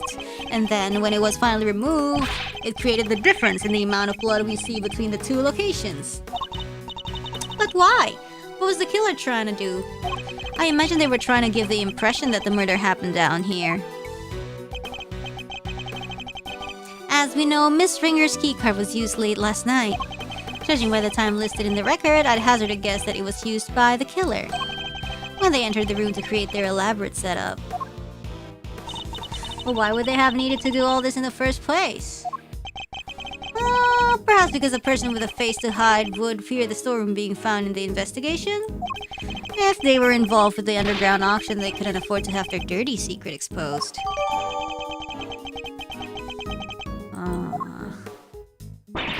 Underground auction? She was like, oh, what? You should take a look at the storeroom for yourself. The items up there tell quite a story. One that should more than explain what was going on here last night. It's almost endearing, Miles Edgeworth, how desperately you want to protect your friend. Here's something just beneath the surface of this case. Something bigger than all of us. And Kay's only crime was to have the bad fortune to fall right into the middle of it. That's quite the hyperbolic claim, Miles Edgeworth. Hyperbolic? Me? Surely you're the one making a mountain out of my perfectly reasonable molehill. You're working with Interpol on international cases. So why are you investigating a domestic murder? I'll tell you why. Because this case has something to do with the smuggling ring you've been chasing. You followed the trail of items being smuggled by the ring and wound up here. Tell me I'm wrong. Tell me that the something I sense isn't related to any of this. I'm very happy to learn that you giving up your badge didn't completely relieve you of your senses. Scruffy here told me about the circumstances that led up to that, by the way. Hello. Sorry, sir. I just thought it might help, you know? You did the right thing, detective. So am I right, Francisca? Is the incident part of the broader case you're working? Was the underground auction already on Interpol's radar? Wouldn't you like to know? But you don't need to, and so you won't. Then you know, didn't you? That the auction was being held here in this chamber. Hey, y'all, mind if I butt in for a sec? Your victim over there, the lady in the white. You! Hey, let the girl finish, will you? No good buttering pain in the you-know-what? Ouch, well, these leopards shouldn't change their spots. Your testimony is not required, and neither are your presence. What do you mean? I'm a journalist. You can... Ew! You're a liar is what you are. You lied under oath that one time. Seems like Miss Foncano's not too fond of Miss Hart, huh? I don't think she's her biggest fan, no. What's he called rats? He was the member of this here committee. Well, she's dressed exactly like the ringleader of that sacred auction. Ah! Stop whipping me, dang it. What is the meaning of this interruption? Miles Edgeworth, explain! Miss Hart here helped us out by describing how the auctioneer was dressed. And it seems they were wearing the exact same outfit as the victim, Miss Rosie Ringer. But that would mean that the victim was also the ringleader. Now, how about we just calm down, sir? It seems I have some new information to consider. It's true that I came here to investigate the underground auction and to arrest its head of operations, the auctioneer. But if Miss Hart is to be believed, the ringleader is dead. I guess that means your journey here today was wasted. I suppose it does, nonetheless. I, Franziska von Karma, I refuse to leave empty-handed. Time for a rematch, Miles Edgeworth. Fine by me, but you may find that your whip will go sorely underused this round. Ooh. Fine, accept your little explanation. That would make the storeroom the actual scene of the crime, yes? In which case, the murderer is someone connected to the auction. And if the photographer is to be believed, the victim was the auctioneer and the culprit was an attendee. The killer lay in wait for the victim in the storeroom where the exchange of illicit goods was to take place. They then stabbed the victim in the chest with a piece of merchandise, the candelabrum. No, there was two people. There, how does that sum it up? Does that about sum it up? Because I won't be accepting rebuttals. I'm afraid you might have to. There's a serious hole in your testimony. There is? I didn't spot any. Good thing you're the one in charge here, Mr. Edgeworth. Alright then, time to fight back. You have to win this for us. And I will. Time to take Franziska's testimony to task. Okay. Fine, accept your little explanation. The murderer is someone connected to the auction. Photographers who believe the victim was Josh Neal. The culprit was an attendee. The killer lay in wait for the victim in the storeroom where the exchange of illicit goods was to take place. They then stabbed the victim in the chest with a piece of merchandise, the candelabrum. Hold it! How exactly did they manage that, may I ask? Miss Hart was in the storeroom too, remember? Objection! Yes, hiding someplace. And if you've seen the storeroom yourself, you'll know that there are plenty of other places to hide too. So you're saying the killer was hiding out of sight while they awaited the victim's arrival. I believe you can reasonably assume that the murder took place after the auction had concluded.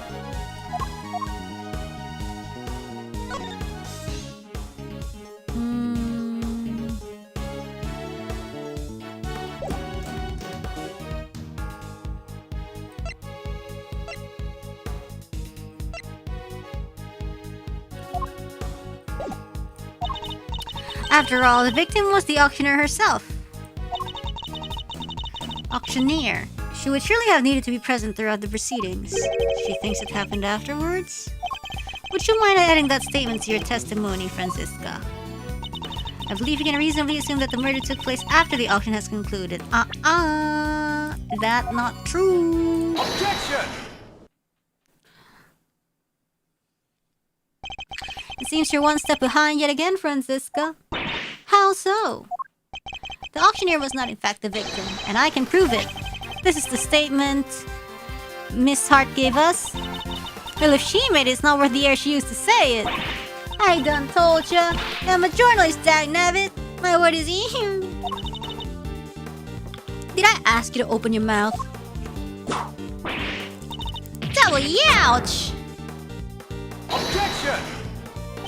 Calm down and listen for a second, Franziska. Miss Hart witnessed at least some of the events surrounding the murder, and she confirmed that the auction continued even after the murder had occurred. You bet it did. Went right on like nothing had happened at all. How would that have been possible without an auctioneer, It wouldn't. So you see, the victim couldn't have been the auctioneer. She was one of the attendees. No! As I've been saying since the start, there's no way Kay can be the murderer, because she had been pushed down the hatch by her assailant and knocked unconscious by that time. So then, who was the victim really? Right, well, if the auction carried on after the murder, the victim must not have been the auctioneer, but an attendee. That's enough! I know that sound all too well. Oh my god, is it very Tigavel? Ah, hell no. Order in the courtroom. All rise for the chairman. Oh, come on, man. Oh, there's no need for all that pomp and circumstance, Verity. Please, everyone, feel free to call me Celsius. Yes, that'll do nicely. Alright, Celsius, what are you doing here? Oh, I just stopped by to see how my bone-headed boy was getting along.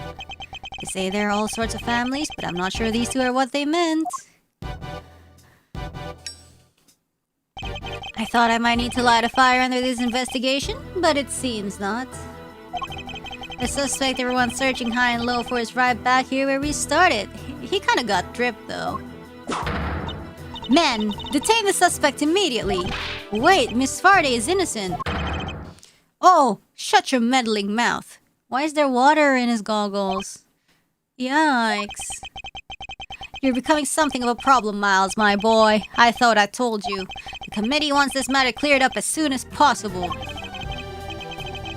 It's a matter of trust. We can't have our organization be seen to drag its feet. It's bad for us, and it's bad for me too. Personally, sorry, it must be my age. Your unlawful investigation ends here, and it will not be permitted to resume. In case you have forgotten, you are no longer a prosecutor. You have no authority here. And what's more, there is a matter of you aiding and abetting a suspect. She's right, of course. As always, you really are a godsend, Verity. Everything I do knowingly. If you wish to prosecute me for it, be my guest. But know this. We have uncovered a new suspect. This person here. Miss Faraday was attacked by these... Overruled. You can stop right there, Mr. Edgeworth. The raincoat in your picture was discovered nearby a short while ago. The victim's blood was found on the hood, along with some cherry blossom petals. Cherry blossom petals? Like the ones on the roof? Yes, they were stuck to the edges of the bloodstains, probably due to the blood being fresh at the time. The results came back already, my boy, so there's no mistaking it. The person in your picture is the victim, Miss Rosie Ringer. What?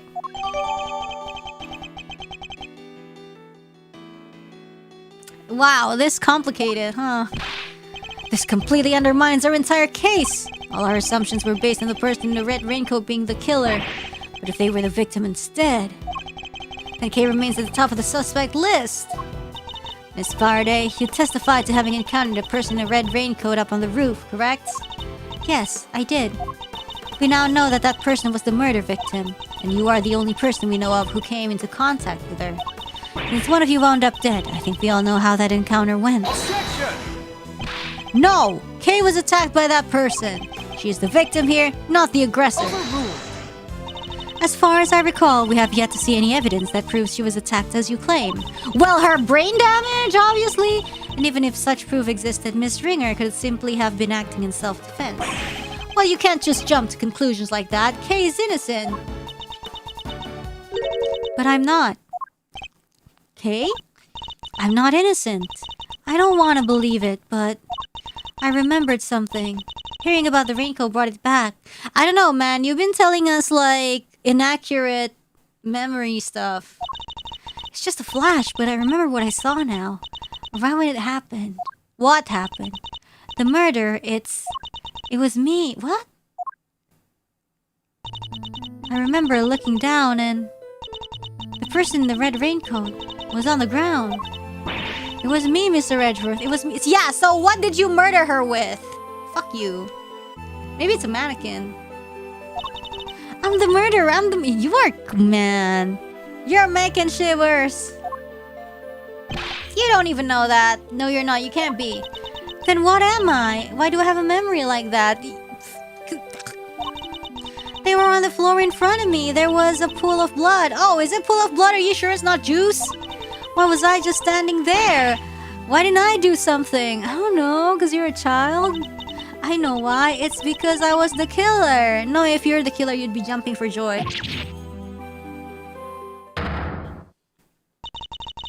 Like, why did I see this vision? It's because you have brain damage, girl. What?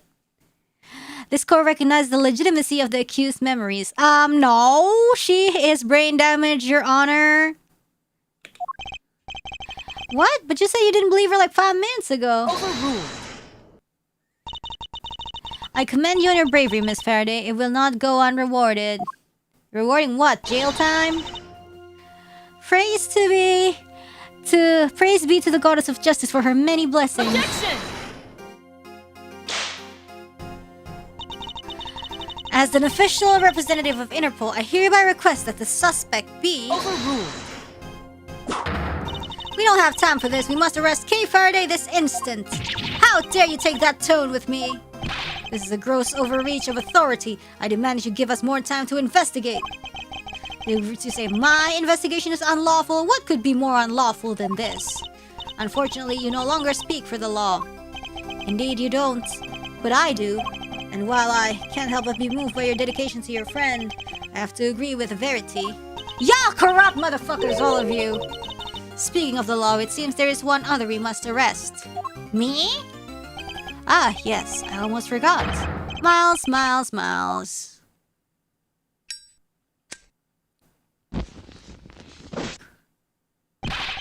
What are you talking about? Mr. Edgeworth was just doing his job. He didn't do anything wrong. He wasn't doing squat. By which I mean to say, unfortunately, Miles is no longer serving in any kind of official capacity. Well, we are serving face, though. You went too far this time, Mr. Edgeworth. You conducted an unlawful investigation. Worse, you aided and abetted the flight of a suspect. You are no longer even an ex-prosecutor. You are a criminal. Nothing more. Wow.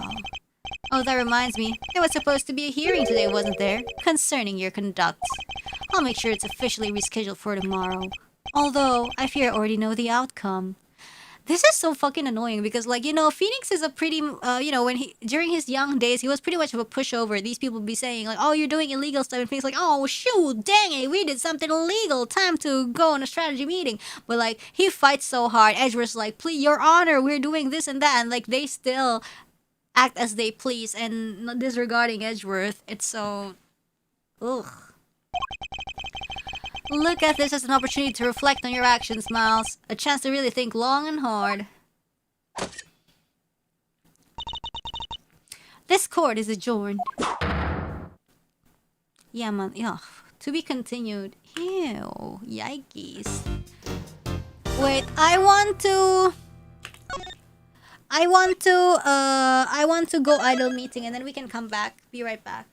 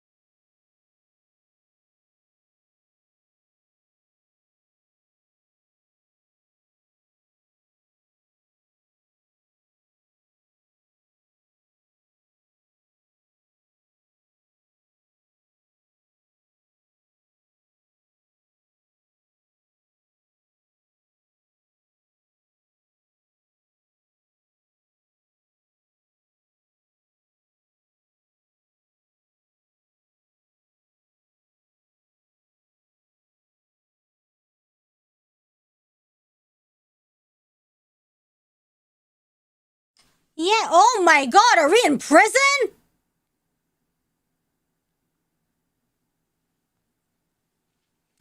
Damn. Okay, whatever. Oh no, we are in prison. We're in a holding cell.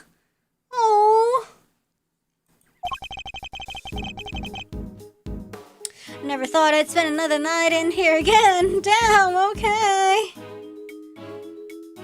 Oh, yikes. Alright, man. Let's go, let's go, let's go. And they stripped me of all the evidence we'd so painstakingly gathered. Even if they did let me keep Casey Yatagarasu pin, I can't help but worry about her. They'd better be treating her well. I don't know. The murderer, it was me. I remember looking down and the person in the red raincoat was on the ground. It was me, Mr. Edgeworth. It was me all along. I'm the murderer. I'm the murderer.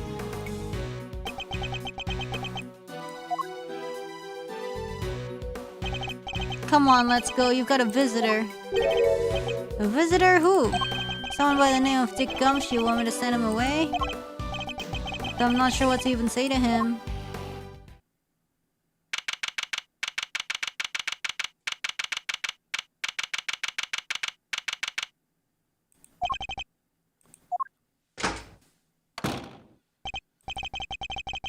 They're leaving me unsupervised? Forgive the intrusion. Verity? Oh, first time I see her sprite looking from that way. Please, Mr. Edgeworth. Take a seat. What are you doing here? I was told it was Detective Gumshoe. I imagine you wouldn't come if you knew it was me. What could she possibly want from me now? I suppose I'd better find out. What? You may not be aware of this, but you are only permitted to meet with specially approved visitors. So I'm to be treated like a dangerous criminal, am I? I suppose my reputation has rather plummeted. It has indeed. For you, of course, and your friends. That attorney and the other girl were raising quite the fuss earlier. Fender and Emma. I saw them launch some extremely heated words at one of the guards. No, you didn't. You may thank the goddess in that regard, for even she is too busy to deal with each and every infraction. They will not be punished for their bad behavior. Did you come here just to chit-chat with me? You must have a lot of time on your hands. Oh, speaking of which, Miss Von Karma is continuing the investigation where you left off. I just thought you would like to know. I figured you would be worried about how they were all doing. I hate to admit it, but you read me like a book.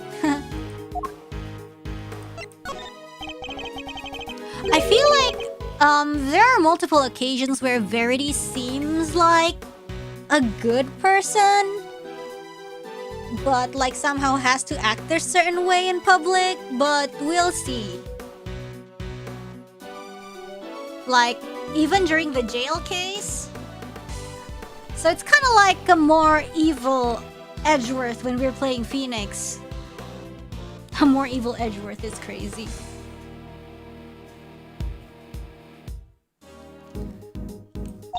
I'm here simply to talk, nothing more. There's something I wish to know about you. Yes, who else? Objectively speaking, you are highly intelligent and quick-witted. And a born prosecutor at that. Please, Judge Gavel, your sarcastic praises but salt on my wounds. But I sincerely mean every word, Mr. Edgeworth, and it is why I fail to understand you. Take this latest case, for example. You were up against the very committee itself. You had no hope of succeeding. Even a child could have seen that, and yet... I don't imagine the old me would have ever been so reckless. Phoenix changed him! The old me had power, and because of that, I thought that justice was always on my side. Just as you and the committee believe now. But a certain person changed my mind. He made me reckon with my selfish and skewed sense of justice. And once the scales had fallen from my eyes, I began to look at people differently. I saw that I was only able to be an effective prosecutor thanks to the efforts of those around me. Detective Gumshoe, the many investigative officers of the force, and even Kay. It changed me. The degree to which it changed me still surprises me to this day. I see. Thank you. I feel that perhaps I understand you a little better now. You? Understand me? I highly doubt it. Someone who is so focused on forcing their idea of justice onto others can possibly see what I see. Is that so? Is that what you truly believe? I will say one thing. This has been a very interesting conversation. That is all. Before I go, there is one remaining matter. I was asked to inform you that the date of your hearing has been confirmed. It will be held today, in the trial chamber. The committee sends its warmest regards. If that was all you had to tell me, you could have just sent a message. And entrust the goddess's words to another? That wouldn't do now, would it? Until then, Mr. Edgeworth, I'll see you again very shortly.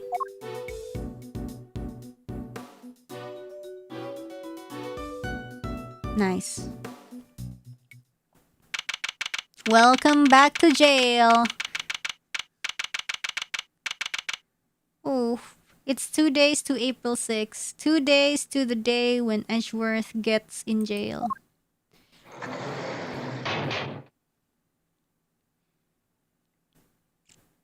Damn. Free. A very basic bed. I can't say it was very comfortable to sleep on, however. I imagine Detective Gumshoe would sleep soundly on it, nevertheless, loudly snoring all the while. I suppose we'll probably never get to work together again. But I don't have any regrets about the bed I've made. I will follow my own path to the end. Sheesh. There's a menu here on the table. It seems that detainees are able to pay to have their meals brought to their cells. Let's order something. What looks good? Spaghetti and mac and cheese lunch. Add linguine for only $1. Basmati and brown rice special. For a limited time only, add regular white rice at no extra cost. It's probably for the best that I'm not very hungry. What? There's a note on the wall next to the toilet. Sorry, we're currently out of toilet paper. Please make the necessary mental prep before using the toilet. What sorts of mental prep can one even make? The window is boarded with heavy steel. That reminds me of a movie I once saw. A prison inmate hatched a plot to escape by using a file to cut his cell bars. I won't be doing that, of course. For one thing, I don't have a file on me at the moment. What am I saying? I wouldn't do it even if I did have one. Interesting. Well, let's look at our face. I've barely spent any time in here and already I can feel my personal appearance slipping. I may have given up on my badge, but I mustn't give up on myself. My collar! It's slightly creased. There. A tidy outside begets a tidy inside. Which is why it's more important now than ever to take care of myself. Okay, cool. And can we just like ask people to let me out? There's a poster in the corridor outside. We regret to announce that due to the warden's arrest, the Die of Destiny game will be discontinued. Aww! Inmates will no longer need to roll a die every morning to determine their meals for a day. No more gacha! We wholeheartedly apologize to those who are looking forward to their daily casting of the die. Did anyone really need an apology for the cessation of such a ridiculous idea in the first place? No gacha! Do I have another visitor? Oh, you. Kay! Oh, thank goodness you seem alright. That's a load of my mind. Such a heartwarming scene. It's enough to make a grown man cry. Ew. But you're still not your usual cheery. I mean, you have to stay positive, Kay. You didn't do anything wrong. In fact, I guarantee you didn't. You have to let it go. I'm the murderer. I know that now. What? But you're not. You can't be. Why don't you have any faith in yourself? How can I, Mr. Edgeworth, when there's no me left to believe in? Not at all. I don't think that's true. Before you lost your memory, we spent quite a bit of time together. And I dare say you left quite the impression on me. So you see, there's still plenty of you left. That's why I believe so much in your innocence. And that's why you should believe in yourself too. Thank you. But I can't. It would just cause more pain for the both of us. Please, you have to forget her. Forget that Kay. She's gone. Kay, no! You remind me of my younger self, you know. So noble, so bold. This is the justice you and the committee stand for? Justice? I suppose you could call it that. What is he up to? Why is he going to such lengths to control everything? I can't shake the feeling that something is very wrong here. Is there some hidden agenda at play? This is no time to second guess myself. If I'm going to find out what it is, it's now or never. Well then, my boy, I suppose I should be... What? Mind chess? Why is the chairman so intent on seeing Kay charged with this murder? It doesn't make any sense. There must be some rhyme or reason to this madness. Another chess? Damn. I didn't expect this. Come now, Mouse. I'm a busy, important man. I can be wasting on my precious time talking to you. Domain expansion. The only way out of our current predicament is through Chairman Winner. There's so much to ask and so little time. Let's start by trying to find out why he rushed to have Kay arrested so quickly. I can just let this happen. I'm getting answers. If it's the last thing I do.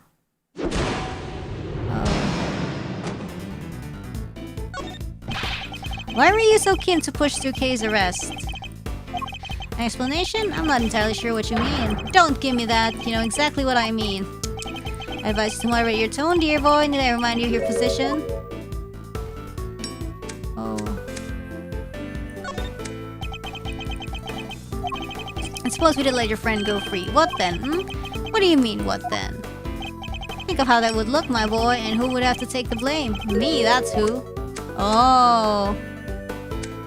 And so what? I've got you now. You're backed into a corner and you don't even know it. Really? What are you going on about, Bayon-san? Okay. I don't think either of them are correct.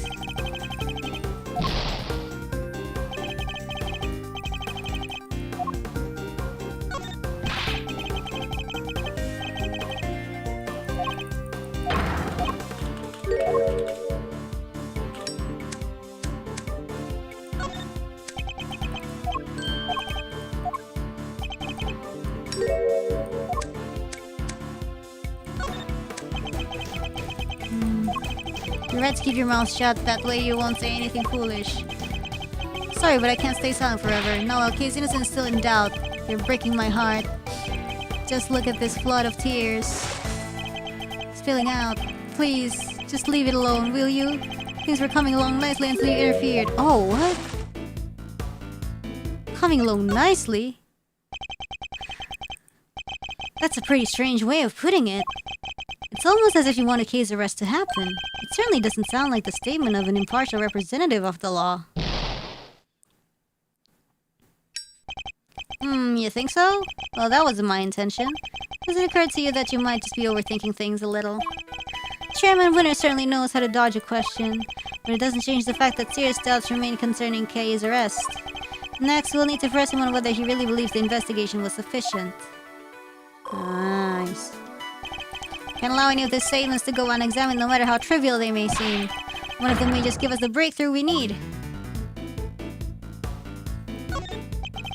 How much time was spent on your investigation altogether? Well, now let's see. You know what? I'm not sure I can remember. And I'm sure you can. You won't bluster your way out of this one. It's no bluster, my boy. I honestly don't recall. It's a problem when you get my age, you see. Why, I even forget my own son's name sometimes. Never mind, you're full of a son. Answer me. How long did you spend on the investigation?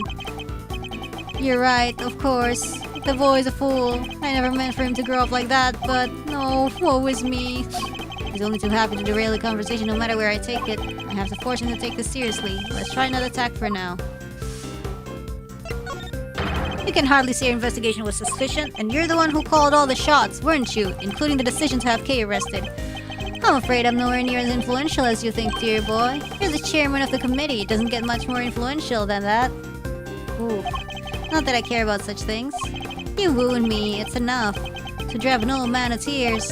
You'll have to forgive me, I'm not a differential type. If you're gonna insist on being so blunt, then I'm afraid you won't be seeing your prosecutor's badge anytime soon.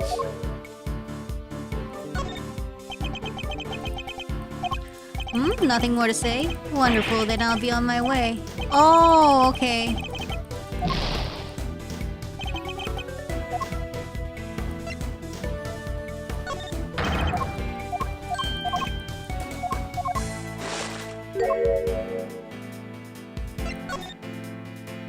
Let me make something clear once and for all. That badge is the be-all end-all for me. Far from it.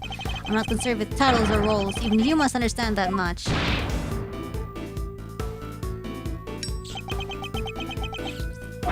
So young, so very young. A word of advice miles from somebody who's been around the block. You're hopelessly naive, my boy. Idiotically so. Well, that certainly got under his skin. He might be less guarded in his answers while he's this state. Now's my chance.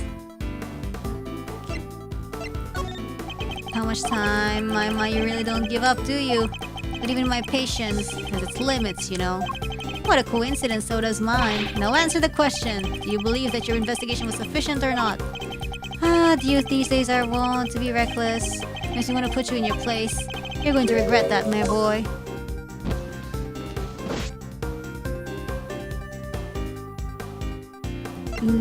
No, I'm putting you in your place. Oh yikes, it's the wrong one. I'd like to see you try, I guess.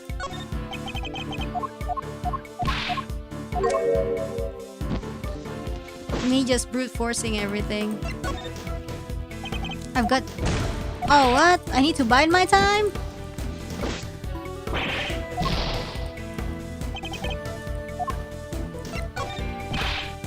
Okay, he's innocent. No, my boy, that's just clumsy. Anyone can blurt out a baseless assertion like that. Even a disgraced superstar... Oh, okay.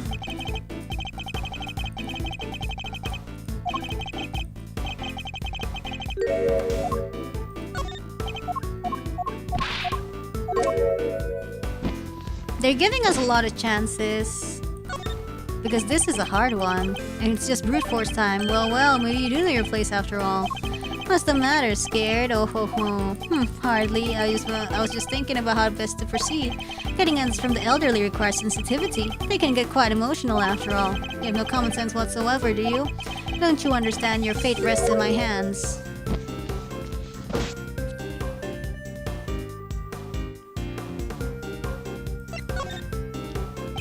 Oh, fudge. Do I bide my time again? That's crazy.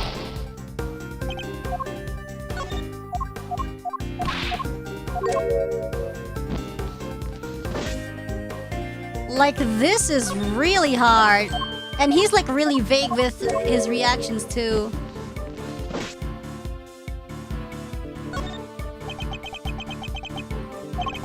Let's say you do manage to get some answers from me. Okay. There's nothing you can do with them, so why not give it up, dear boy? No. And why not? It's simple, because I'm not about to let the truth escape me. Interesting, I think I'm beginning to see what makes you tick. But what you're doing is pointless, tragically and miserably pointless. Please, just give up. Oh yeah. She's guilty. The decision has been made. By who? Once again, your choice of words intrigues me. It's almost as if Kay's guilt had already been determined from before her arrest. What are you trying to imply? That you plan to have her arrested. I'm implying that things haven't gone as they normally should. In fact, everything has proceeded as if Kay's arrest was the end goal right from the very start. Well, Chairman Winner, was it? That's certainly an intriguing theory. Okay. But it's also a complete work of fiction, and I'm afraid I don't have time for such flights of fancy. I think it's time we brought this shabby little farce to an end, don't you? Whoa, we still have like 2 pieces left though. He's trying to make his escape. We must confront legal... Okay. It's faint that the truth is finally beginning to emerge, and I'm not about to let this opportunity... Wait, we're not done yet. I'm tired of all this talking, so make it brief, will you? What grounds did you have? Based on everything I've heard from you so far, it's clear that Kay's arrest is entirely unfounded. Yes, I think we're all familiar with this particular refrain of yours by now, but I'm afraid it doesn't matter either way. You don't have what it takes to secure her release anyhow. How dare you take this so lightly as a man of the law? My, aren't you a rude little boy? But my fuse is only so long. And what about my fuse? I've got you... Anjing... Taya?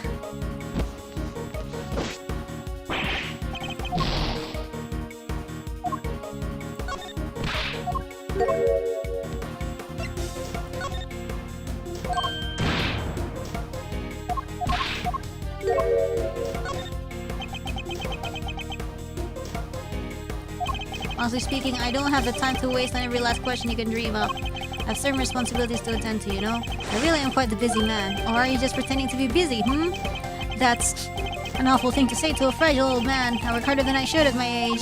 I ask you, my boy, what could I even hope to accomplish by putting up such a pretense? You obviously don't want to talk about the case anymore. That's why you're so keen to get out of this conversation, isn't it? It's just so tragic. It really is. That you would suspect me of such things. It's not a suspicion, it's a certainty. There were no clear grounds on which to base Kay's arrest for a start. Now, my boy, let's not get carried away. There was plenty of evidence to support our case. The mask, the letter, the corsage, they were all in their possession. And of course, her confession. More than enough to prove her guilt, I'd say. But those are what? What's the matter? Struggling to come up with a way to explain everything away?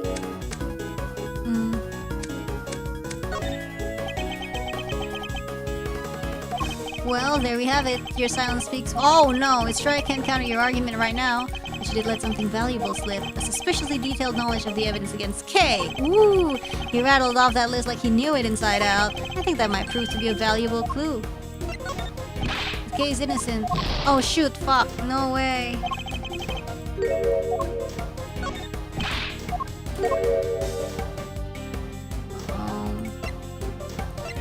Sorry, was it by my time? Oh shit! No. This is so hard. Access this avenue of inquiry. Let me try another angle. Oh fudge. Who gave the order? Who decided that Kay should be arrested? You know, I can seem to remember. Don't ever get old, Miles, my boy. It wreaks havoc on the memory. It's time to deploy my clue. You remembered all the evidence pretty well. I'd appreciate it if you'd stop playing the old man card. You remember the details of the evidence against Kay pretty clearly. Perhaps if your memory didn't fail you only when it was convenient, I would be more inclined to believe you. Yikes. So let me ask you again, who gave the order for Kay's arrest? You're a sharp one, I'll give you that. My son could learn a thing of you for you if he wasn't an incurable numbskull, that is. It's a tragedy, really. I don't want to hear about your son. I want to know who authorized the arrest. You're very mean, you know that, don't you? The rest, you say? I believe the order was given by...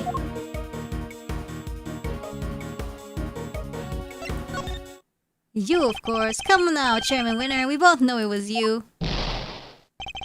Alright, you got me. You make it sound like it was somehow a bad thing, though.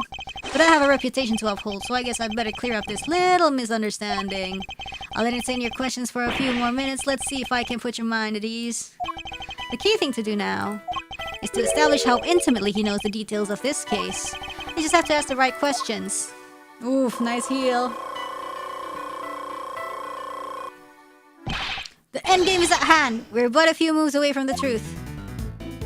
You seem to know an awful lot about the case. I know about lots of things, my boy. I'm just smart like that. Too bad the same can't be said about the way you handled Kay's arrest.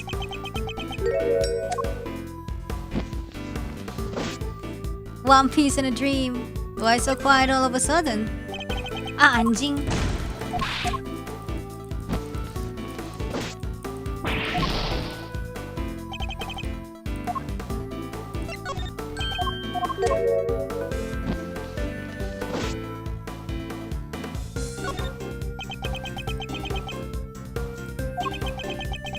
I'm a very busy man. Do try to remember that I can bring this little chat to an end whenever I so choose.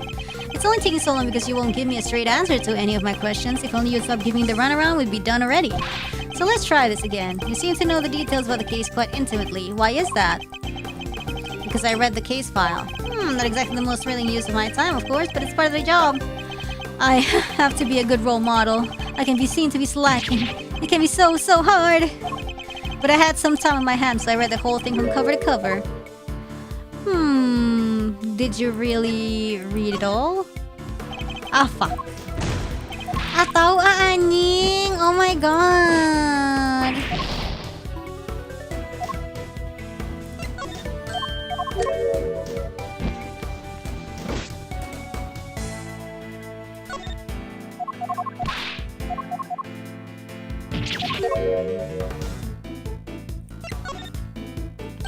That's strange. I could have sworn you just told me you're a very busy man. I'd say the cracks are finally starting to show, wouldn't you? If you're so keen on being an upstanding leader, you can start by releasing K, you know? You really don't give up, do you? It's a moving sight indeed, my boy. But a tragic one, too. After all, your efforts are for naught. What? I'm afraid your little friend was found unconscious near the scene of the crime. You see, we have yet to hear much about the circumstances under which Kay was found. She was lying unconscious in the storeroom, correct? That's right, although I'm not at liberty to tell you how I know that. He knows things even we didn't. In fact, he seems to be aware of every tiny detail about this case. This could be a valuable clue. Suspect Kay Faraday. How much do you know about her exactly? I know that she's the suspect. Aside from that, not much else. Cross my heart, but it's true. Time to deploy my clue. Sorry, but the more you tell me, the less sense your story makes. For one thing, you know details that even those investigating the case were not aware of. Why is that? Just how much do you really know, Chairman Winner? Wow. Oh ho ho, there's that intimidating face you like to make again. Well, two can play this game. How do you like me now, Bide my time. I do have to commend you on your doggedness. It really is something. I'll take that as a compliment. Take it however you like, but wrap this up, will you? Just don't have the stamina anymore. She's the culprit, the only possible suspect. Just accept that already. How much more evidence did you want us to load her down with, for goodness sake? Load her down with? Yet another interesting turn of phrase. One that makes it sound a lot like the items Kay was carrying might have been foisted upon her. Impressive. You really do pay attention, don't you? It's no wonder they used to call you a prodigy, Mr. Ex-Prosecutor. I think you know the answer to your own question by now. Why don't you just go ahead and say it? I want you to hear it from you. It's finally time to shed light on the truth. All that's left is to play one last move. She is innocent! No, not yet! Oh yes, except I know it wasn't her. Kay was framed! The true culprit set it all up so she would take the fall instead. That is my answer, and I won't let you deny it any longer. Oh, yikes. Oh, that's what it's for. Oh, ho, ho, ho, ho, ho, ho. My, you really are a sharp one. It's a bit of a shame you chose to hand in your badge. I admit it, you're right on all accounts. And that's checkmate. Okay, cool. Now that we're in jail, oh. You knew Kay wasn't the real murderer, and yet you still had her arrested. What's worse, you thought you could get away with it. Well, you won't, not if I can help it. There you go with that naivete again, my boy. I guess that was always your problem. With the girl arrested and a conviction secured, this whole mess goes away, and that's what will happen. But whose interest does a conclusion like that serve? The committee's, I suppose. And mine? You know, listening to you just now, well, I really got the tears flowing, I have to say. It was poignant and heartfelt and sincere, and utterly infuriating.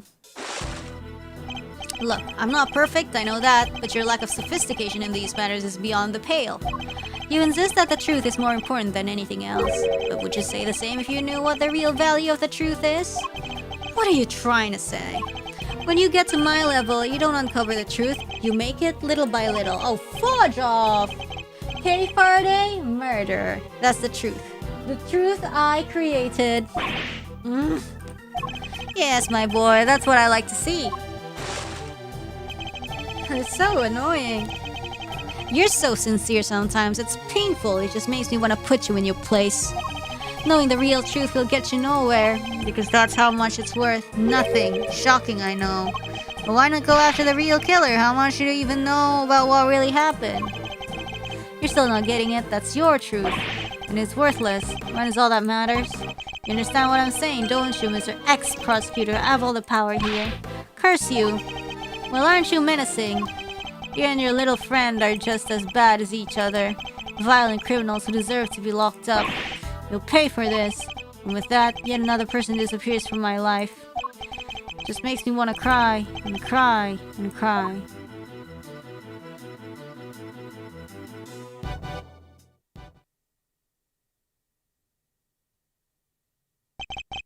I'm not planning to disappear just yet, Chairman Winner. There's still a hearing later today. Just you wait. One way or another, I'll prove Kay's innocence to the world then. Oh, Lotta is here! Hello!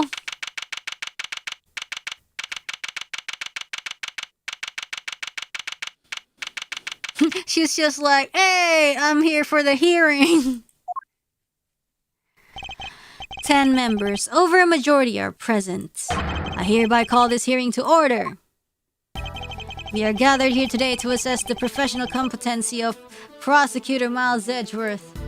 Here, in the sight of the goddess, we do solemnly swear to pass fair and frank judgment. Fair and frank? Don't make me laugh. Verity, if you would be so kind as to summarize the case against Mr. Edgeworth. On April 5th, despite having been advised... Oh, that's tomorrow! Advised of the illegality of an investigation he was conducting, the accused refused to desist and eventually had to be detained by myself and Chairman Winner. It's already the 5th in Japan though, so okay. Yeah, damn. His actions compromised the investigation into the murder of a certain defense attorney. Yeah, literally he's getting arrested right now. I mean, not right now. The case began today. And despite having been presented with copious evidence of her guilt, he continues to insist that the suspect, one K. Faraday, is innocent of all charges. Perhaps you could explain the details of the murder to us as well. Of course, on the morning of the 5th, the body of the victim was found here in the committee chamber. Further explanation will be provided by... me, Justice Winner, Premier Prosecutor. Oh, shut up. The floor is yours, Mr. Winner. The murder itself happened late on the night of the 4th. The victim was Miss Rosie Ringer. That same night, an illicit auction was being held here in the very room. Damn, who these guys? Who would pick a blue badger mask? Ringer took part in that auction, I think. Yeah. It's great. Meaning that the murder took place sometime during the auction. When she was found, Ringer was dressed in an outfit that matched the description of the auctioneers. However, due to the fact that the auction carried on after the murder had occurred, I deduced that Ringer was not in fact the auctioneer. You deduced nothing of the sort. And what about the basis on which the suspect was detained, Mr. Winner? Yeah, I got this. So Faraday was overcome by... crushing remorse, Eustace. Yeah, that. Tons of crushing remorse, so she confessed. According to her confession, she was on the roof of this building when she encountered a person in a red raincoat on the viewing platform. And that person was Miss Ringer, I take it. Precisely, Mr. Chairman. The killer dressed the victim in the auctioneer's outfit after the fact. But at the time when she was killed, Miss Ringer was wearing a red raincoat. And who won the race to find that raincoat nearby? Me, that's who, huh? Did you? I thought it was somebody from forensics. Strictly speaking, it was found by one of the forensic investigators under Mr. Winner's command. I knew it! The blood analysis on the coat showed that it was indeed Miss Ringer who had worn it. And the suspect's confession was the final nail in the coffin. She confirmed having committed the murder. So as you can see, Kay Faraday was the killer. There's no way anybody else could have done it. Alright, pals, I expect you have some objections. Let's get them out of the way, shall we? I have no objections, Chairman Winner. Well, now is that so? I thought it would have taken more than a single night in detention to break through. No objections in the matter of my unauthorized investigation, that is. But in the matter of Miss Faraday's supposed guilt, I have plenty! Overruled. I can personally attest to the fact that Mr. Winner's investigation was fair and impartial. Yeah, of course it was. When it comes to carefully conducted ops, I'm the winner every time. Really? You know, Miles, it's within my power to offer you a plea deal of sorts. If, and this is purely hypothetical of course, you were to withdraw your objections, you might wake up tomorrow to find yourself the proud owner of a seat on this committee. Oh, fudge off. So I ask you again, do you have any objections, Miles Edgeworth? If you think you can buy my silence, think again. You will watch your mouth! Only if the chairman watches his. I didn't come here to talk about committee seats. I came here to talk about the murder case. I demand a statement from under oath, and I won't rest until I have one. I want to know exactly what the committee's view on the incident is. You want to put us on trial, my boy. Very well, if it will make you happy. Verity, please provide Mr. Edgeworth with the materials pertaining to the case. Really? But sir... This will be his last hurrah, so let's humor him with the send-off he desires. So cocky! If you say so, Mr. Chairman. Evidence data received, yay! Okay, cool. You have no objections to Verity representing the committee, I assume. Oh, we're gonna debate her. None whatsoever. Mr. Edgeworth, don't worry, Kay. Everything will be fine, you'll see.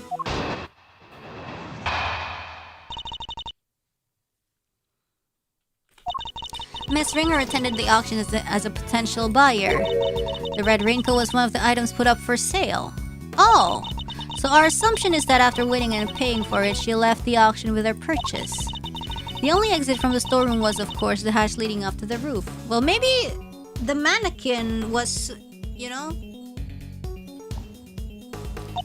After she emerged onto the viewing platform, that's when Miss Ringer was attacked by Miss Faraday. Shortly thereafter, her flame went out, and thus concludes the committee's view on the case. Okay, whatever. The raincoat was on offer that night? Is that really true? You believe so, yes. You remember the failed assassination attempt on the president of Changfa, I assume? Yeah. The raincoat is a piece of evidence from that case. It should, of course, have remained safely under lock and key in the appropriate facility, but our inquiries revealed that it did, in fact, go missing under mysterious circumstances. And wound up in the auction along with everything else. That makes sense, I suppose. Wonderful work, Verity. Just wonderful. Crystal clear as ever. You flatter me, sir. Now, Mr. Edgeworth, perhaps you could save us all some time and simply admit defeat? I'll do no such thing, thank you very much. Very well. It's good to know that you still have some fight in you. It is? Why? Come to think of it, she said some strange things when she visited me this morning, too. What exactly is she up to?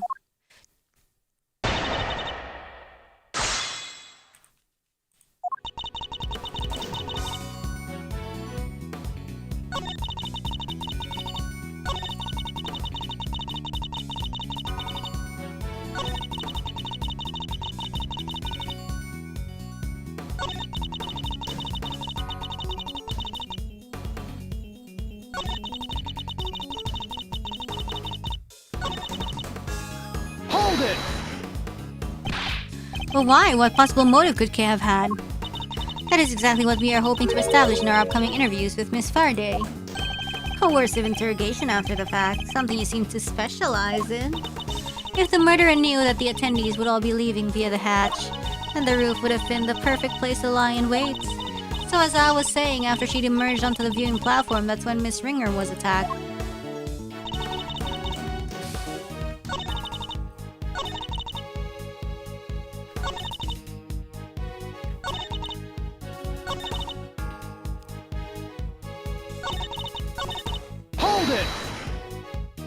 Why did she leave so soon after making her purchase?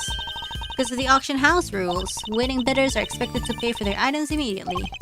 Miss Hart told us pretty much the same thing. Miss Ringer, having paid for the raincoat, probably left immediately afterwards in accordance with the rules. Hold it! Miss Ringer was a member of the committee. Could she not have left the committee chamber through the main door? While the auction was still underway, that would risk exposing its existence to those outside the trusted circle of attendees. Given that Miss Hart found out about it, I think its existence is already well and exposed. The rules of the auction stated that attendees were to enter and leave through the hatch in the roof. Miss Ringer had no reason not to follow those rules, and given where the murder took place, we know that she must have done so.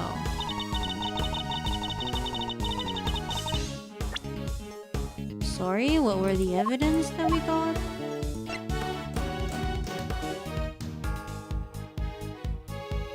Whose fingerprints and blood were found on the hood. Mysterious figure in the red raincoat.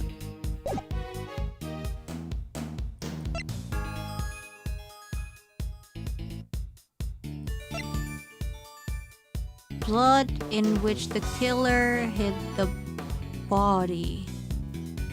Traces of blood.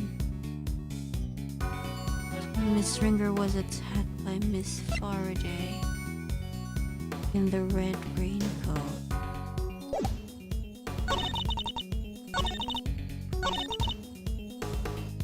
Hold it! So the raincoat really was one of the auction lots. That's correct. I believe it originally belonged to Miss Shelley the killer. Okay, the only logical conclusion from when he made his attempt on the president's life.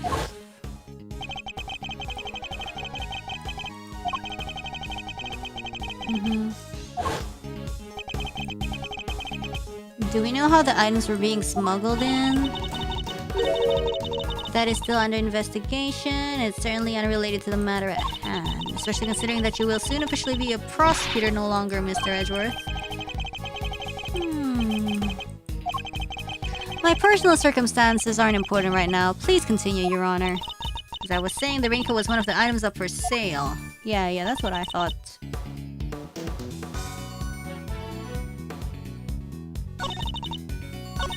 I guess this?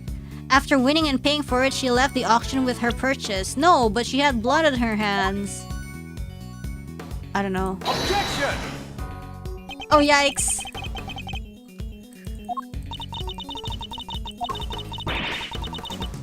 It does! He killed someone first!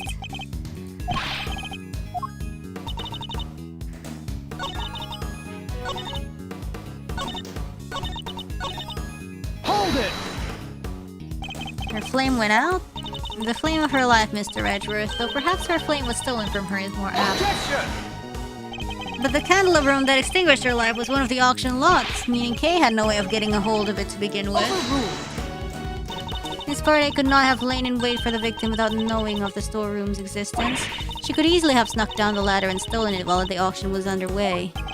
If only we knew where the candle holder was during the auction. Of course I do! Sadly, we don't have anything that could tell us much on that front at the moment. Forgive me, sir. This is something we are hoping to establish through further investigation.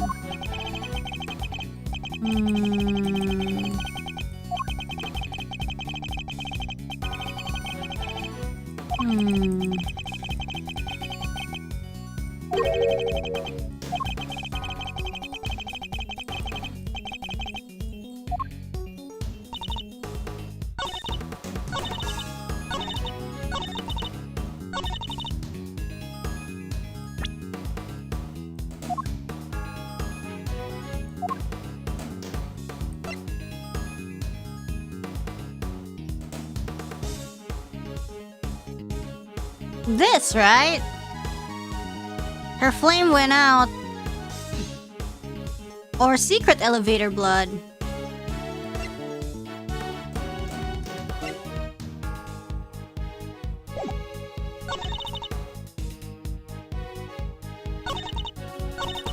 Or this one? With the...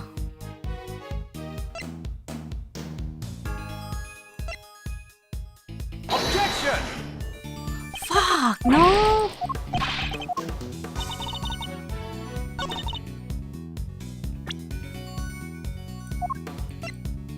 Objection! No? Do you believe there is something wrong with it?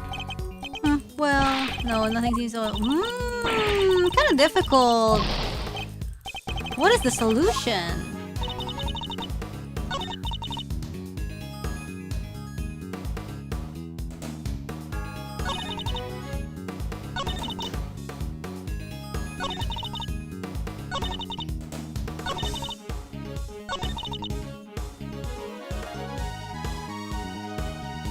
Oh, wow, what?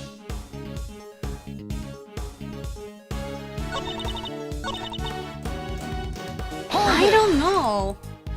What is the answer? I mean, I know what happened. I know what we're trying to disprove. And I know, like, you know, that's wrong. But, like, which statement to present? It's unfortunate. I don't know what else to say.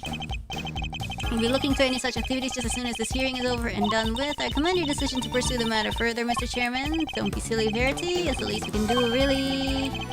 Not that it's any of your business, Miles. Not anymore. If only you had remained a prosecutor. But you didn't. Now, if we're quite done making an old man cry over this whole sad affair... Very well. Allow me to continue. Oh, damn.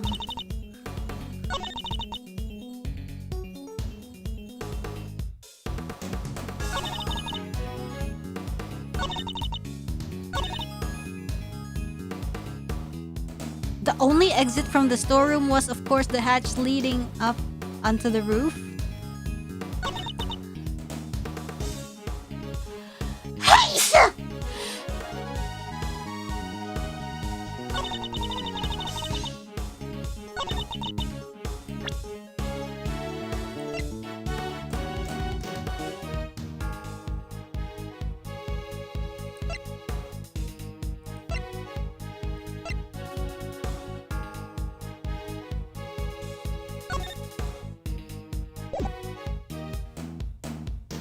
Why would she attack if they had letters?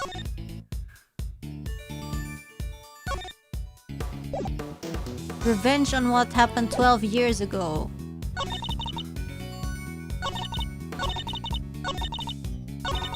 Oh, thank you for the gift! Why would Kay attack her? Because they agreed to... Oh my god, I have no idea.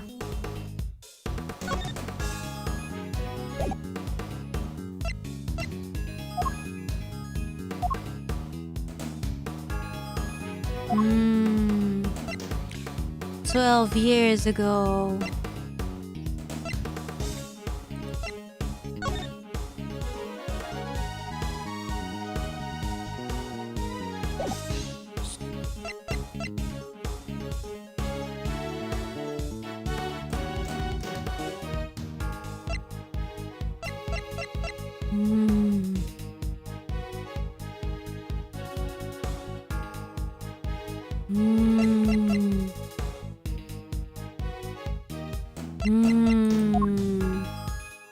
Damn, I'm not, well, this is really hard. It's probably not about the blood, but maybe their relationship, or missing its left horn. A ringleader's appearance.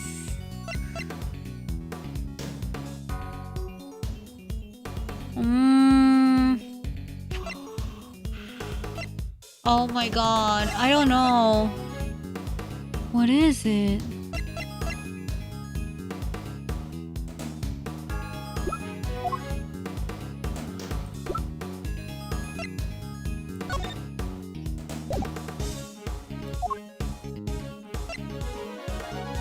Objection! Oh my god, I have no idea.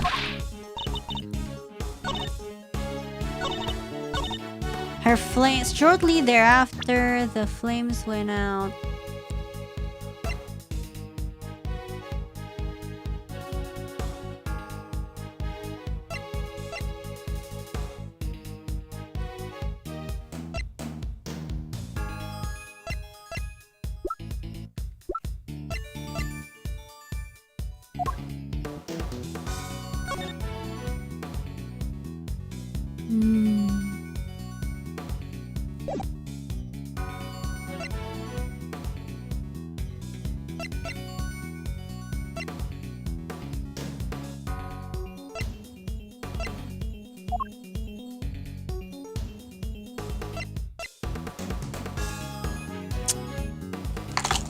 Fuck, oh no, I messed up my Q-tips again.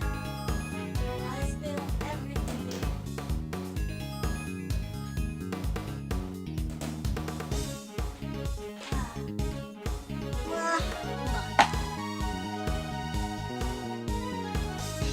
Shortly thereafter, her flames went out. We need to prove that she didn't immediately die.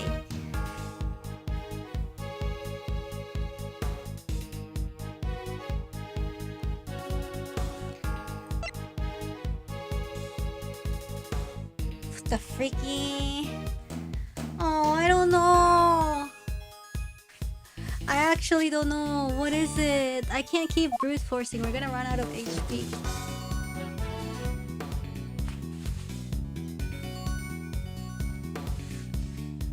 It's like she attacked in the viewing, you know, cause like they thought it happened at the viewing deck, but it happened in the storeroom. So like, how do we prove that it didn't happen there?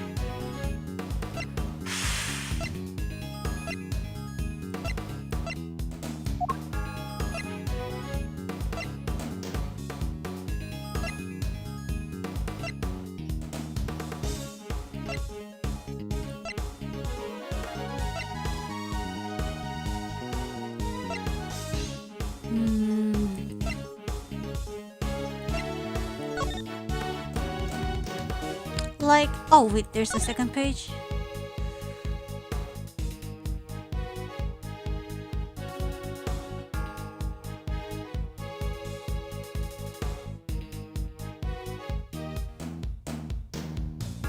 Yeah, I know this happened.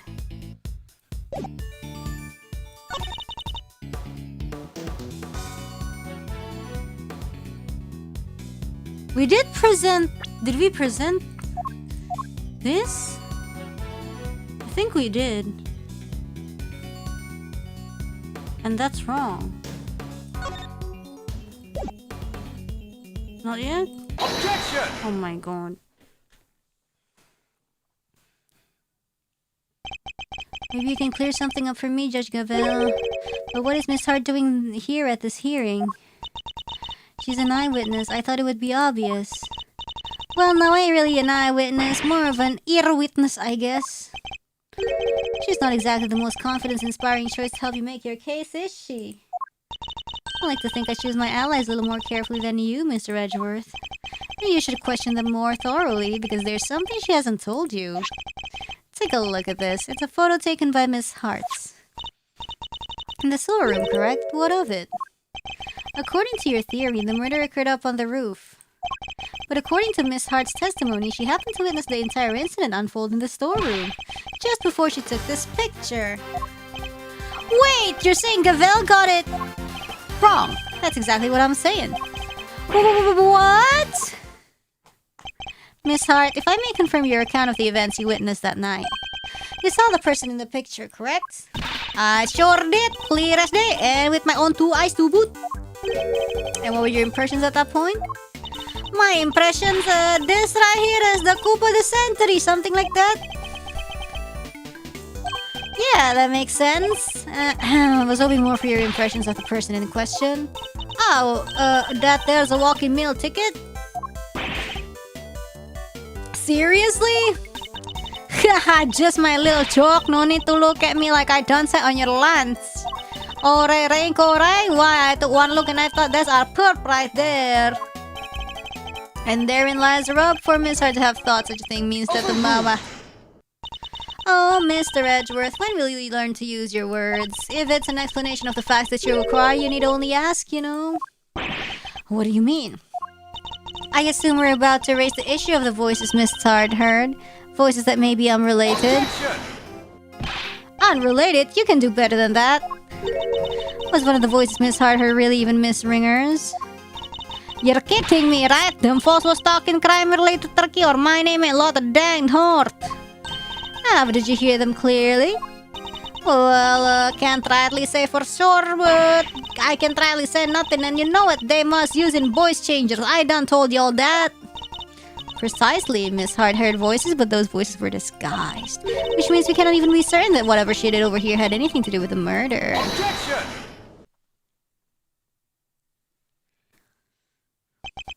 Okay. You don't need to yell objection in order to sigh at me, Mr. Edgeworth. It seems I overestimated you, Judge Gavel. Nonsense! Verity's the best of us, my boy, the very best. And yet she believes that what Miss Hart heard might not have anything to do with the murder? Even supposing that that's the case, it doesn't prove the murder didn't happen in the storeroom. The incident happened before the victim was able to go up the roof, that much we can say for certain. And I can tell you why. This proves the incident happened before the victim went up to the roof. Take that! We initially thought that the person in the red raincoat was the culprit.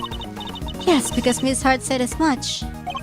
Indeed, she told us about the blood she saw on this person's hand. And I doubt many people would have thought differently given her testimony. Ergo, if this person is the killer, then the blood we see would be from when they attacked the victim. But knowing what we know now, that this person is in fact the victim, it recontextualizes everything. The presence of the blood still shows that the picture was taken after the attack. But now it tells us something very important about the victim too. What? This picture tells us that the victim... what the freak? Struck the killer? Or survived the attack?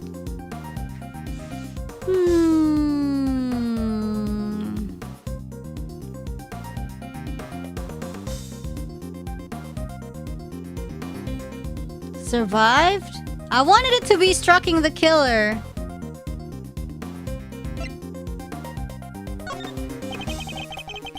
I wanted it to be two. There's no doubt in my mind that the victim was attacked in the storeroom. But here we have photographic evidence that we're standing upright and alive, albeit with a bloody hand. This can only mean that Miss Ringer survived the attack. The blood on her hand is from the wound she has sustained. Oh damn, okay. What are you talking about? Who dies from a hand wound? The wound wasn't on her hand, Mr. Wiener. I imagine she had used her hand to try and staunch a wound. That's right. It's impossible to tell from... The victim was already mortally wounded here, and the murder weapon was the horn of the plushie. Oh ho ho, well that certainly would change things, wouldn't it? I don't know. It very much would, not least by making it absurd to suggest that Kay was the attacker. The encounter with the victim happened after this picture had been taken. After the victim had already been attacked and was in critical condition. I put it to you that all Kay witnessed was the victim finally succumbing to her wounds. Oh, okay, cool. That would have been quite the coincidence. Dangerous bull plushie, of course. It's a textbook case of wrong place, wrong time, I'd say. You seem to be forgetting a rather important fact, Mr. Edgeworth. Well, that or pretending to not remember it. What? What fact am I forgetting? I think it's time to wrap things up, don't you, Verity? Put the boy out of his misery. Damn, okay. Dad, Gavel works for me. Why do you keep giving her orders? That's my job. You really are a total and utter embarrassment. I'm not. I hate to break it to you, but you both are. Go to it, Gavel. Put Edgeworth out of his misery. As you wish. Oh, damn. What are we doing now?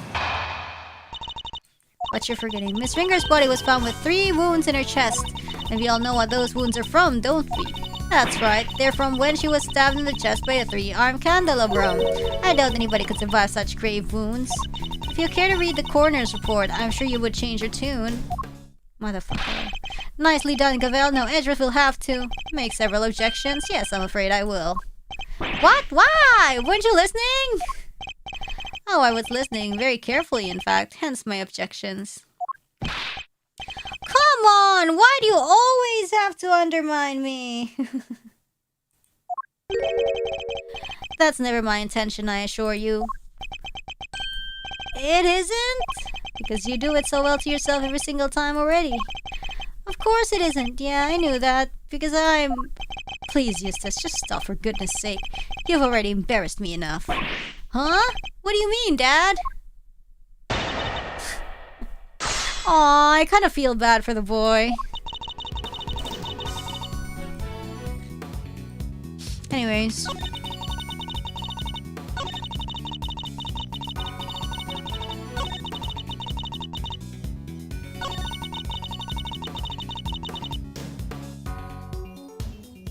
Sorry, what was the coroner's report?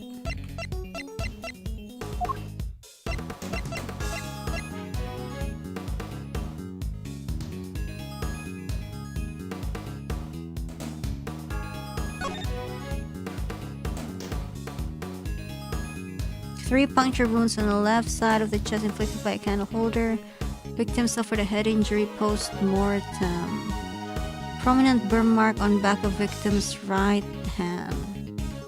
Prominent burn mark on the back of victim's right hand. Oh, this one. Yeah, I forgot about that. Where'd that burn mark come from?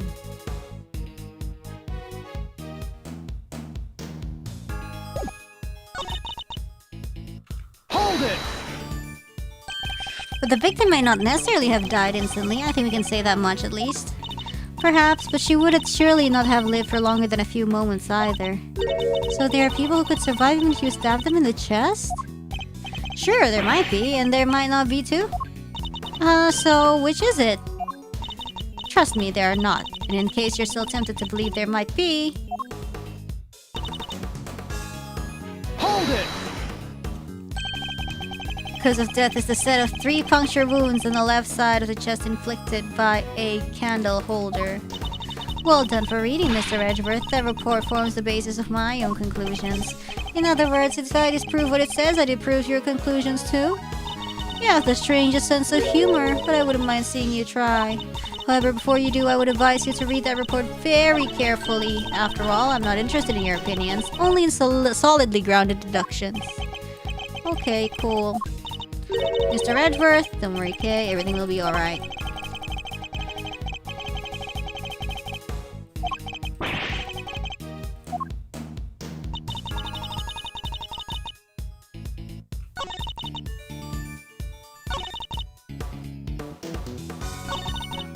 Hold it! He does, I'm sure, don't you, Eustace? Who, me? Oh, you bet I do. I know this case inside out. Who does he think he's fooling? Eustace, my boy, make an old man happy and at least glance at the coroner's report, would you? Sure, let's see. Yada yada, 3 puncture wounds, candle holder. No way! That's what they used? Crazy! Precisely, the wounds were inflicted just as Eustace says. Oh, damn. And you're sure his stabs to the chest were the cause of death? There's no doubt about that? None. One of the spikes of the candle even pierced the victim's heart. Ayo, what? Let's go. I mean, not let's go. And unless you mean to call Dr. Hurt's professional opinion into question, we can only treat that as a fact. The coroner's opinion backing up my own winning ones. No, that's what I call a flawless victory. Well, I'm certainly not about to ignore the coroner's findings. Hey, what about my findings? You can't just ignore him. But if the cause of death really was the puncture wound to the chest from the candle of broom, it would seem to contradict one of the pieces of evidence that we gathered. It's not just ignoring my findings, he's ignoring me. Do something, Gavel. At the very least, I will ensure that he cannot ignore my own conclusions.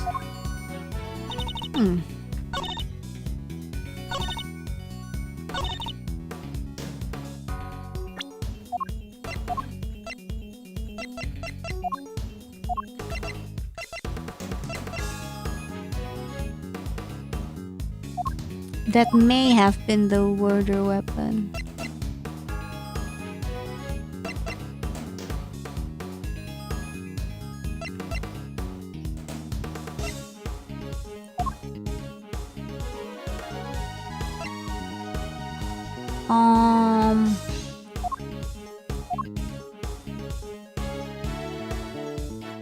Sorry, what?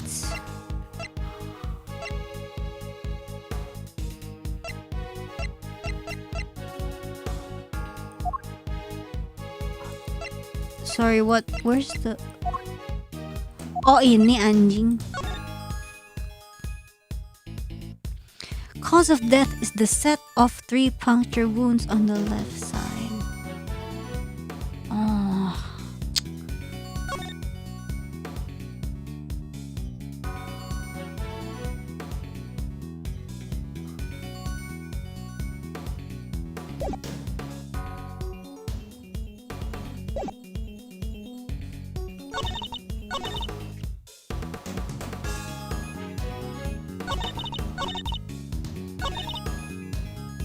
Hold it!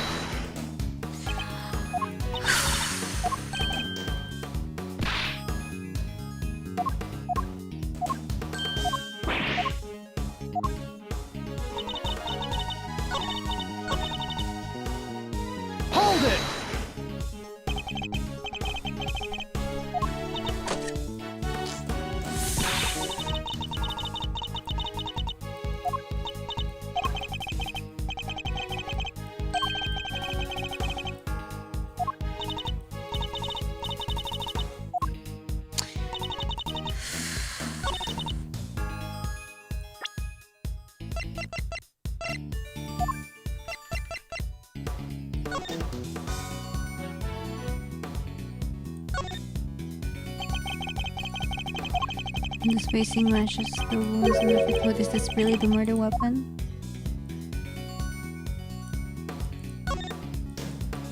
The base is a very unique shape. If it were removed from a dusty shelf or something, it would be immediately obvious what had been standing there.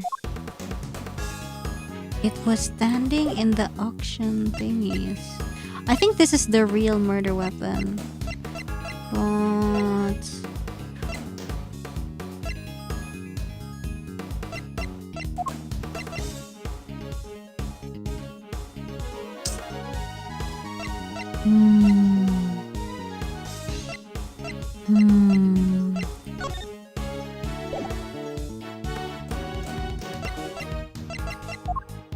How do we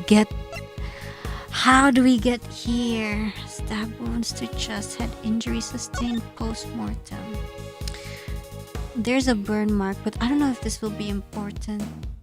Cause of death is the set of 3 puncture wounds on the left side, inflicted by a candle holder. Head injury post-mortem by what?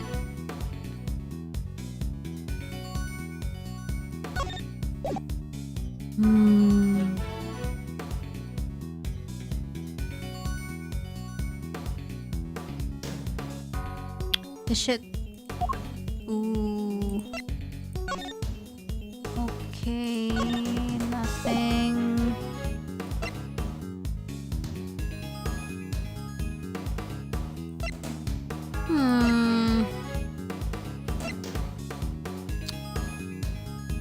If it was worn by the victim, then why is there no hole in the raincoat? Why?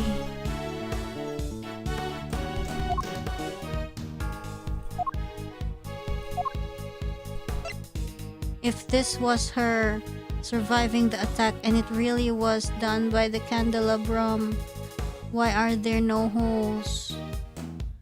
But which statement do we press?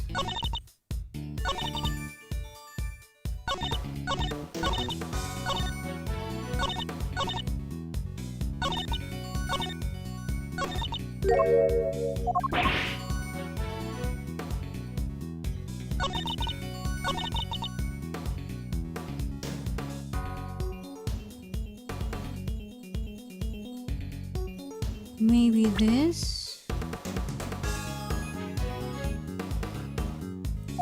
If it's not this, then check the coroner's report. Objection! Okay. Chairman Winner, do you know what this is, of course? The red raincoat? That's right, isn't it, Verity? Yes, sir, the one Miss Ringer was wearing. I warn you, Mr. Redworth, you will not be thanked for retreading old ground here. Well, I'm afraid I might have to regardless. Now then, if you'll answer me this, Judge Gavel. You told us that the victim's bloodstains were found on the coat, but do you remember where exactly they were found? Of course, they were found in the hood and...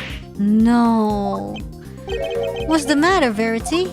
The hood and... Was blood found anywhere else on the raincoat? No, it was not. Doesn't that strike you as odd? The victim died of stab wounds to the chest. Shouldn't that lead one to expect to find bloodstains in that area? And yet, there was blood only on the hood. That's a glaring contradiction if I ever saw one. The head wound the victim suffered wasn't just some incidental injury.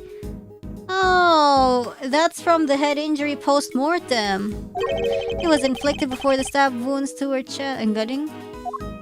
Perhaps you are correct. Perhaps the victim did sustain the head injury first. As you said, if she had been stabbed first, there should be blood in the chest area of the raincoat.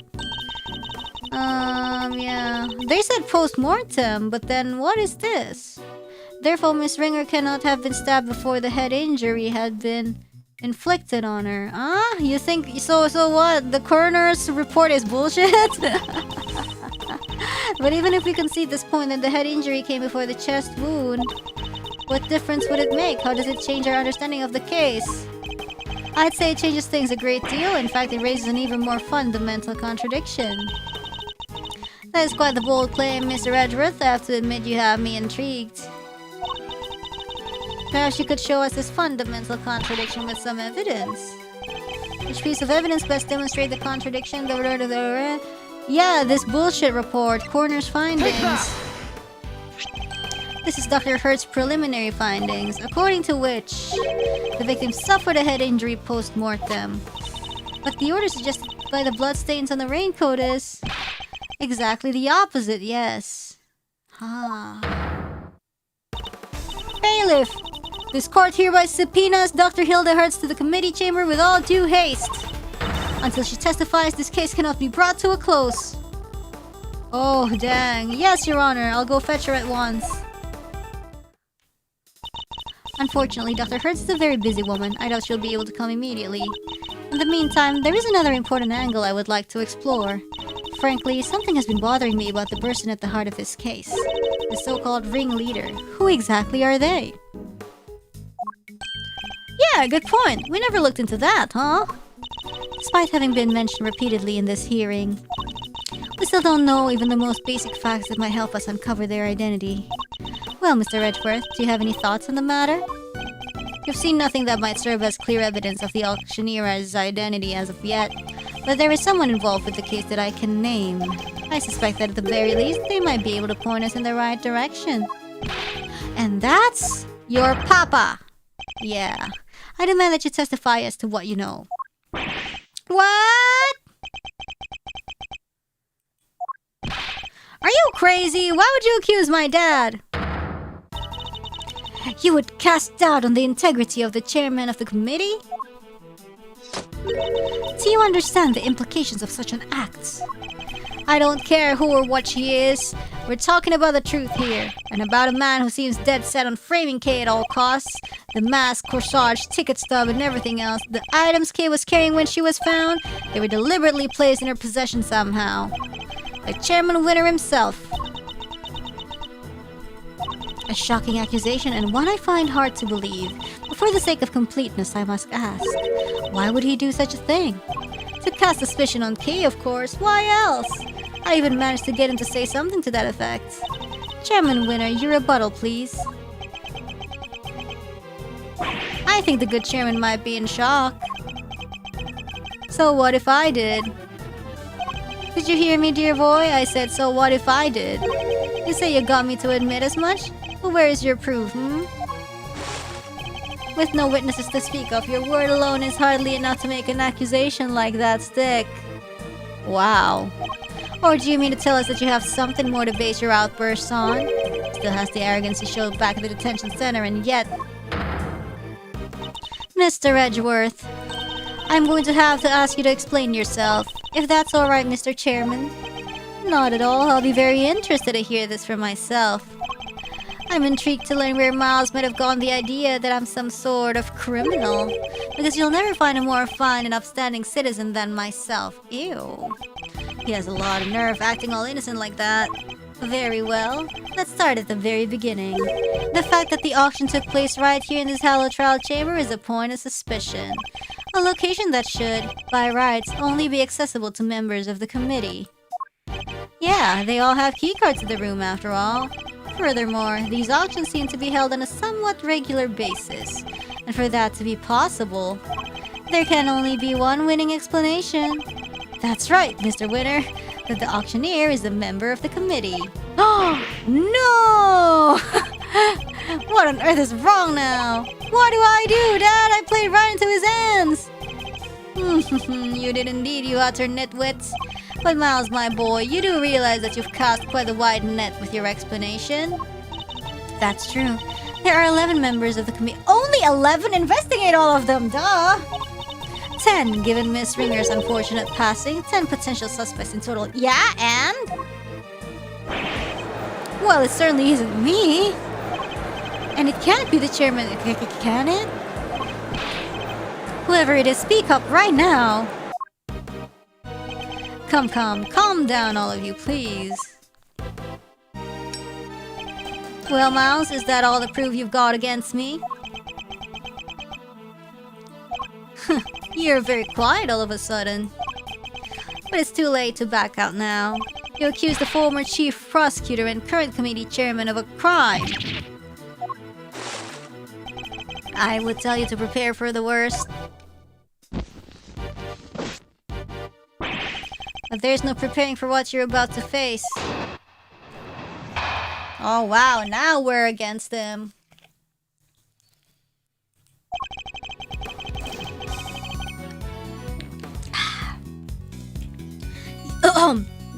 You've been forcing us to argue over every little detail for a while now. Where the murder happened, the order of the victim's injuries, some other things I hardly even remember.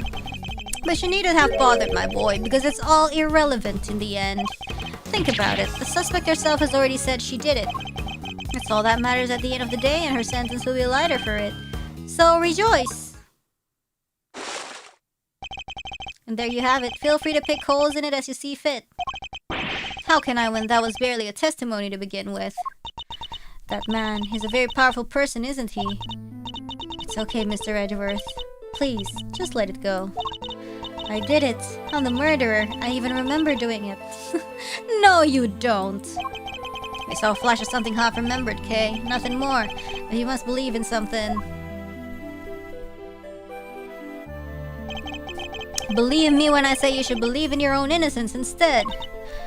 But I'm up against the head of the committee here. This isn't going to be easy. But he seems to think he's already won. Perhaps I can use that against him.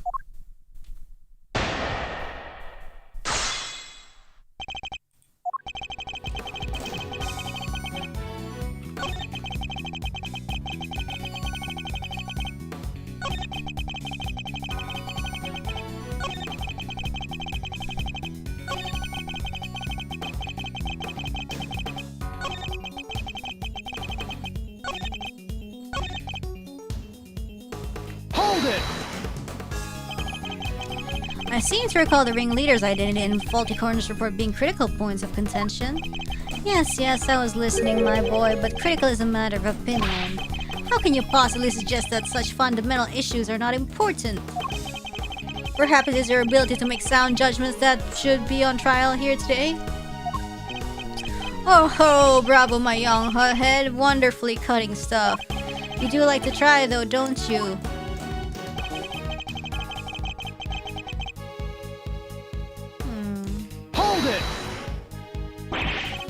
There's no way any of what we've discussed today is irrelevant. Not unless you intend to bury the truth. But none of it is irrelevant, dear boy. The only reason you keep trying to make it relevant is because otherwise you're up a creek without a paddle. Hold it! Just because she confessed to something doesn't make it the truth. Kay is suffering from amnesia, so any statement she makes should be taken with at least a grain of salt. Objection!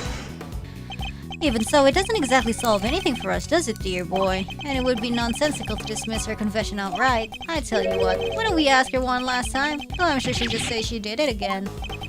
Fine, let's do it. Let's ask her again. We'll see if she really believes herself to be the culprit. Huh? You mean me?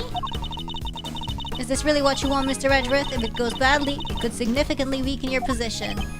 I know, but there's no other way. I only requested I be the one to question her. You really know how to tug at an old man's heartstrings, you know? Damn. But fine. Ask away on one condition. If this turns out to be a waste of time, that's it.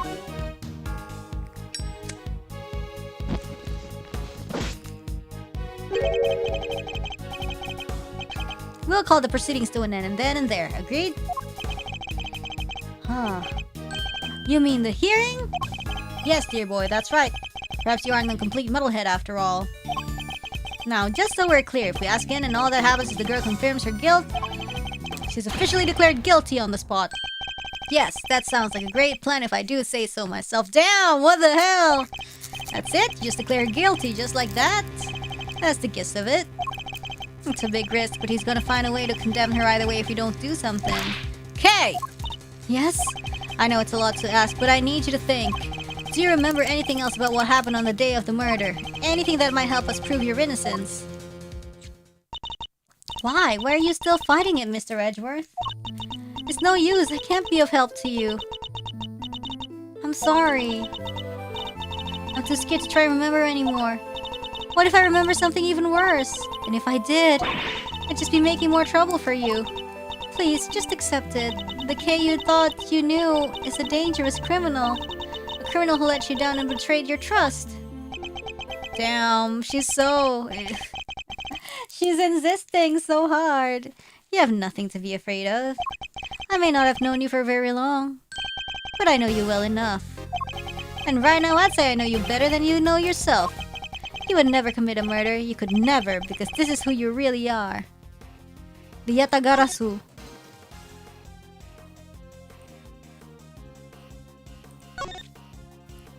This is the pin Kay always wears. It's shaped like the mark of a Yatagarasu and is very eye-catching indeed. I can't imagine any thief other than Kay would want to wear it. I think this? I show her the Yatagarasu pin?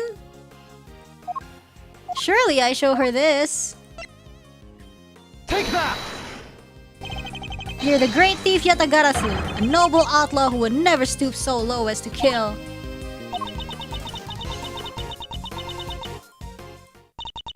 I can't do it, I'm sorry. Because all I can see is the one memory that's returned. I have to face it. Hold it! No! The only evidence of your guilt is the confession they forced out of you. As I said earlier, you have to believe that you're better than that. Or are you saying you don't believe a word of what I've been telling you?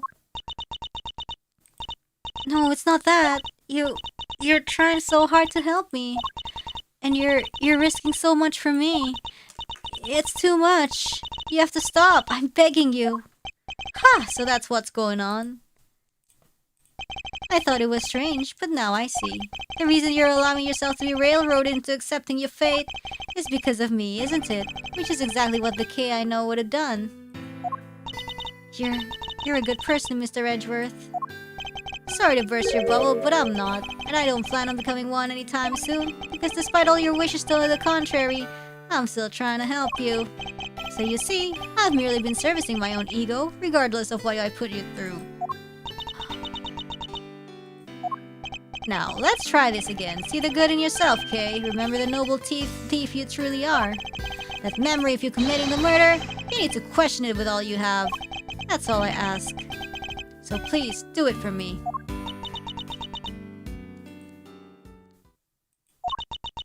Okay.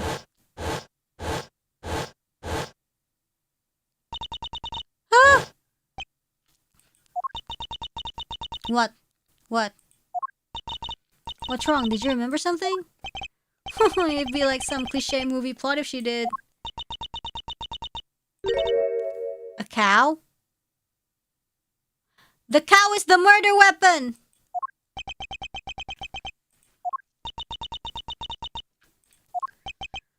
A cow? Mr. Edgeworth, if you could perhaps ask her for a few more details. Well, okay, what can you tell us about this cow? I remember now! The person in the red raincoat! She had it in her hand! A cow!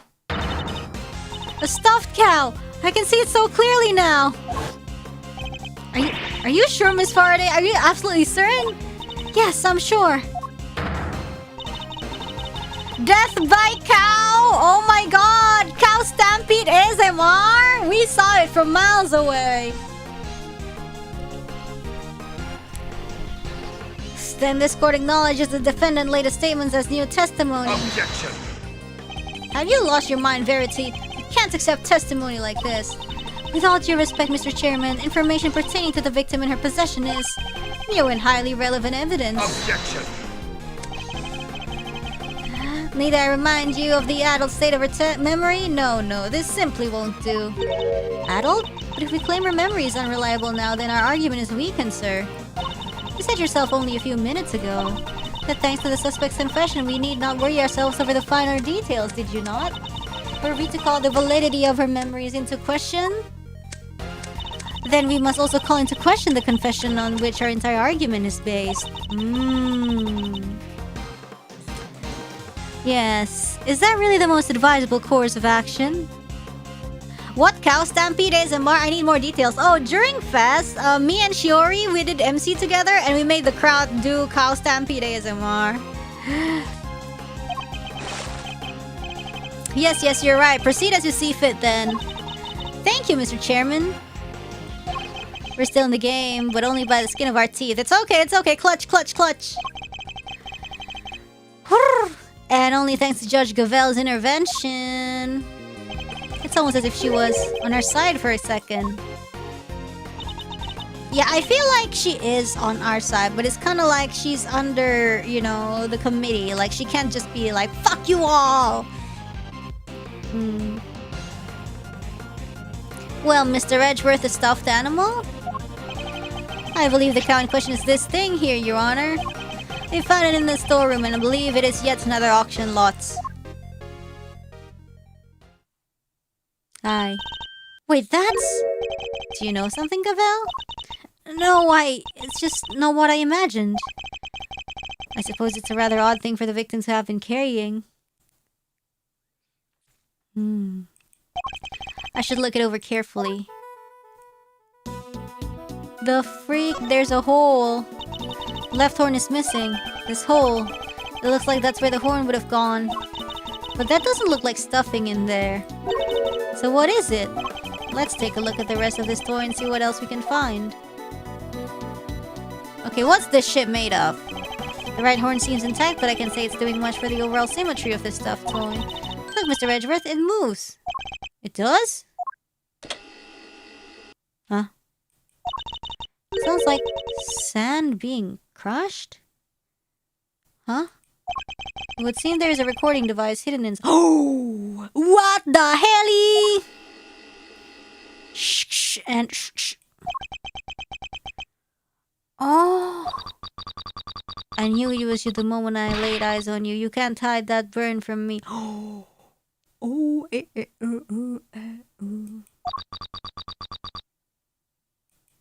Nothing to say for yourself? I've waited so long for this day, and now I'll finally have my revenge. Revenge? 12 years ago.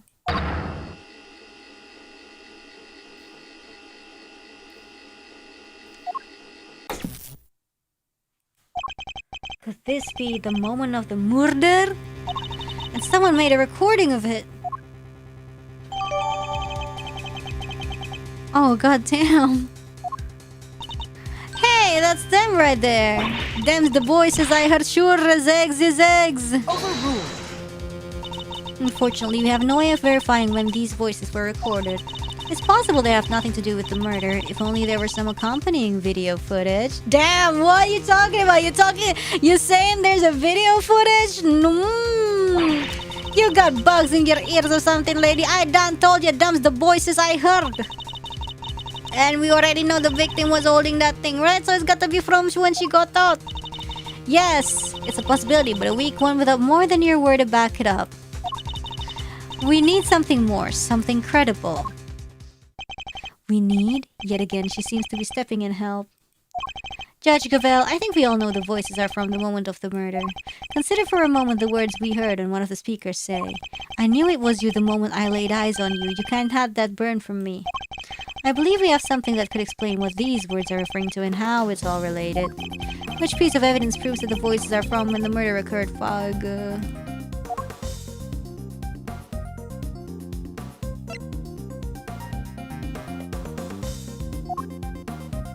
Sorry? Coroner's findings? The burn on your hand? Take that! The coroner's preliminary findings? How do they prove anything?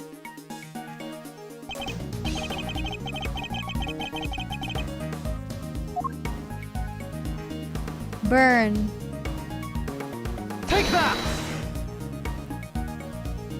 Okay. Think again on the words we heard. This part in particular sticks out in my mind. You can't hide that burn from me. The victim had a prominent burn mark on the back of her right hand. And what of it? According to Kay's testimony, the victim was carrying the stuffed cow toy. And a burn mark, an identifying mark unique to the victim, was mentioned on the recording it captured. It's just a coincidence. Stuff like that happens all the time, right? Overruled. I'm not so sure that it does, especially not in this case. The court accepts that the recording may be from the time of the murder. In which case, one of the two voices must belong to the real culprit. Damn. And based on the content of the conversation, it seems likely that it's the one we hear the most. But that still doesn't tell us anything about the killer's true identity, or even if they're male or female. Due to the voice changers, correct? Unfortunate, but unavoidable. One thing, however, has become clear. We are now able to say that the voices Miss Hart heard were those of Miss Ringerman, our killer. Just like I told you they was! I can say something else now, too. Then let's hear it. That is, if you don't mind, Mr. Chairman. Do as you wish. According to Miss Hart, just before the murder occurred, two people came up to the storeroom from the committee chamber on the elevator. The ringleader and one of the auction attendees. It seems this was the point at which money exchanged hands. The murder happened immediately afterward, and the auction carried on after that. All of which points to one key fact. What else does this latest revelation tell us? The ringleader was the killer. Since the ringleader was the auction's sole auctioneer, then it follows that they cannot be the victim. Hey, Gavel! Not right now, Eustace. There's a good boy. And if they weren't the victim, that they can only have been the killer! Overruled. A compelling argument, but hardly conclusive. I'm fully aware of that, Your Honor. I was merely warming up for the main event. Telling Eustace to shut up. There were certain traces left on the scene that seemed to suggest that the ringleader was the killer. Then please hurry up and show us. What is something that was placed on the scene that points to the ringleader as having been the killer? Fudge, I don't know.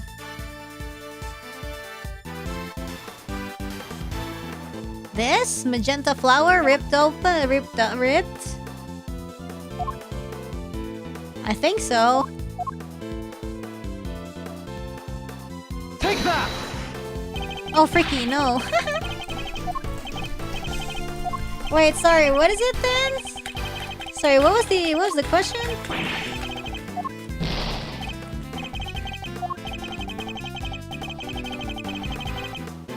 Oh, something they would have wanted to hide.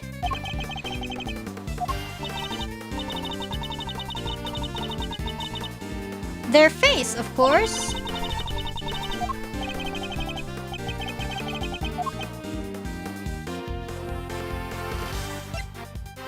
Ah, shit, I don't know. Something that was placed on the scene. I don't remember what the scene was. Putting the ringleader as being the killer. What's the scene? The storeroom? What's the scene?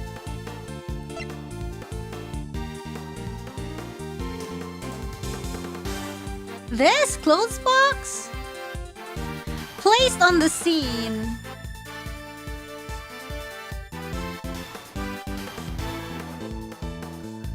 What does this question mean?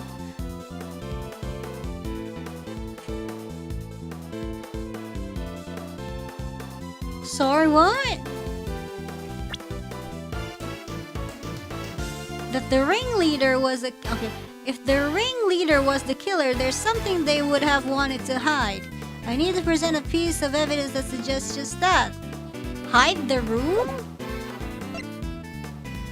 So was this placed here to hide the existence of the storeroom? Take that! The killer deliberately left a large pool of blood at the foot of the Goddess of Justice statue. It was due to that blood that we originally thought the murder had happened in this chamber. But it was simply a ruse designed to cover up the blood that had dripped down from the storeroom. In order to conceal the existence of the underground auction, correct? Correct.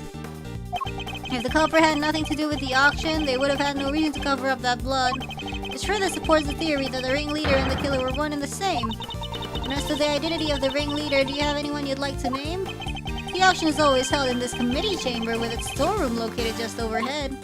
So at the very least, we know the murderous ringleader has some connection to the committee. Yes, yes. And you suspect me, correct?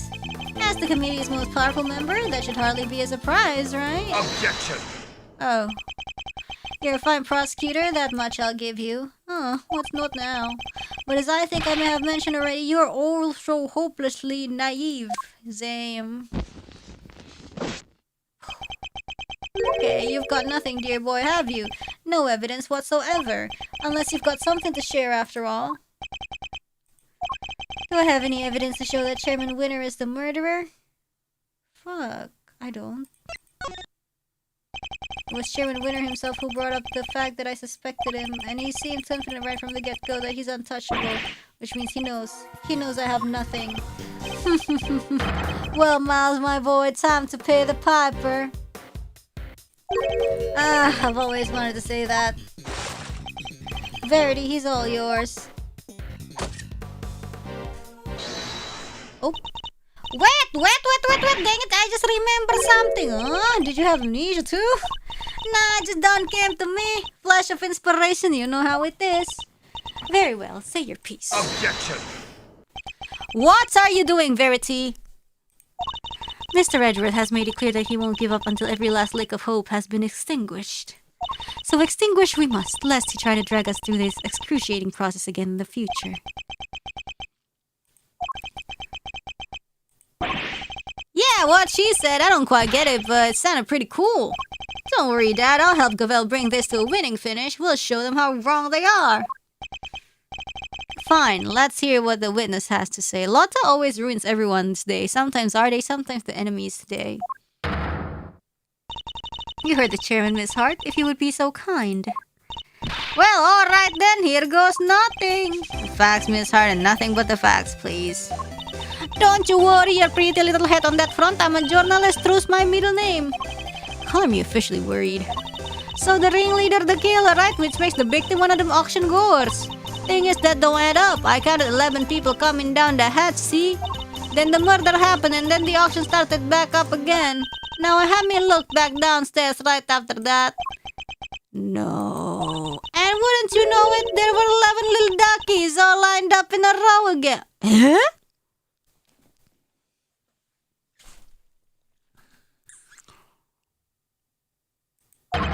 How? And you're sure of this, Miss Hart? Sure as sure can be, your gravel ship. Saw him with my own 2 peepers. So, 11 before the murder and 11 again right after means...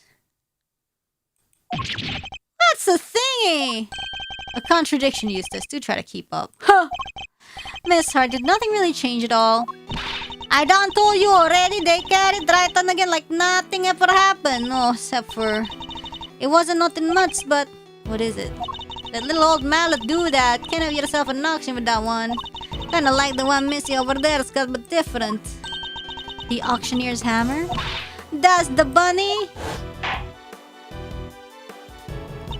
I done heard that thing banging and clanging right the way through, then nothing, just like that. So the noise of the hammer stopped midway through? Could it have something to do with the murder?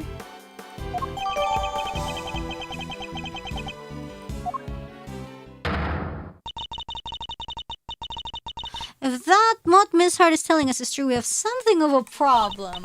Namely that if the victim is neither the auctioneer nor one of the attendees, then who the freaky is he?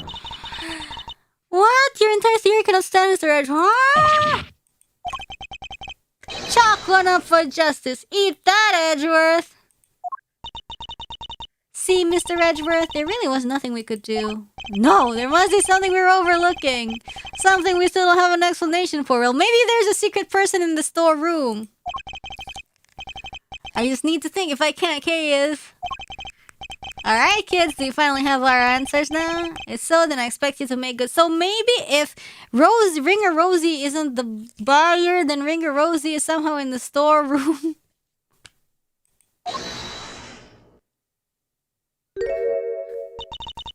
One moment, sir.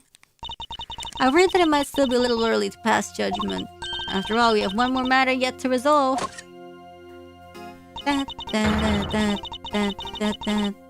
until we do, we cannot claim complete and total victory over... Because, like, there's this little arrangement, right? By Rosie and Kay.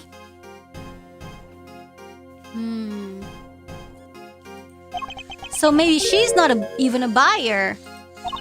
Is that not so, Mr. Edgeworth? Frankly, I expected you to have raised your voice by now. So what if Rosie's not supposed to be there, and then she got murdered, and then by the elevator, and then the body was hidden, so there's actually a witness to the murder? Aside from Lotta? Because like 2 people came up and 2 people came down. I'm not sure. A loud hold it, perhaps? Oh, yes, of course. And once again, she has rescued us from the jaws of defeat. Oh, what the heck? Very well, let's just get this over with, shall we? What is this one matter that still remains? Why, the contradiction in the coroner's report, sir. That's, And then in order to disguise the burn mark, the guy burnt the victim's hand with the... whatever, bro. I'm back with the witnesses, Your Honor.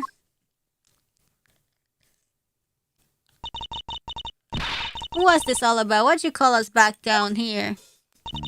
Did somebody suddenly fall ill? I'll have a compress ready in 2 shakes of... Ow!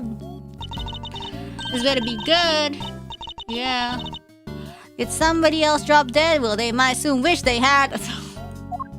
I don't know. Dr. Hertz, Miss Needler, thank you for coming on such short notice. Let me assure you this won't take long. Quit trying to butter me up and cut to the chase, will you? Of course, we summoned you here to confirm something. What is Judge Gavel up to? Dr. Hertz, this court asks that you provide the unabridged truth regarding the following. Do you stand by your preliminary findings? Can you vouch for their complete and total accuracy?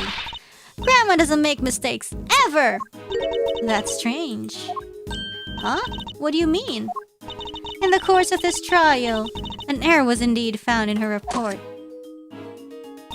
And so I ask again for the truth, Dr. Hertz. Did you alter, tamper with, or in any way falsify your findings? Oh my god. Okay, wait. Okay, so my theory is Grandma was one of the buyers, and Grandma won the auction, so ringleader and Grandma went up, and apparently Rosie isn't supposed to be there, so they killed her, and they went back down. Because that's the only way that, like, I don't think she's bad that she would, like, miss, you know, the judgment, you know, but maybe. That's awful. How can you even say that? What are you asking me for? Why the heck would I want to do that? To help the true culprit, of course. As if I know anything about all that. I just know I didn't do anything of the sort. And that seems doubly strange. What other explanation could there be for the discrepancy in your report, Mr. Edgeworth? I wonder if you might have any thoughts on the matter. It's not like you to be coy, I must say. Why does she keep taking charge and helping me? I still don't know what she's trying to do, but I'll happily take what I can get. If everything was recorded accurately and then handed off to Mr. Winner according to protocol, then the report shouldn't contain any mistakes. Wait, for the record, I didn't do anything to the report! I guess we'll see, won't we? Dr. Hertz, perhaps you could begin with your side of the story. Why do we even need to? This is pointless. I'll be the judge of what's pointless, thank you very much. We have patients waiting back at the hospital. But Grandma, ouch! We really don't have time for this. Won't you please help us? I can't stress how important this is. Grandma says she'll testify. But could you please make it quick? If we're not back soon, people will suffer. And yet you had no qualms about taking your time and buying cotton candy the last time we saw you. We'll let you go as soon as we can, I promise. Assuming you tell us the truth, that is. Yeesh. No way there's a mistake in Grandma's report. Not never. I've been dealing with the dead longer than you've been alive, Sonny Jim. Me find something wrong is about as likely as ouch.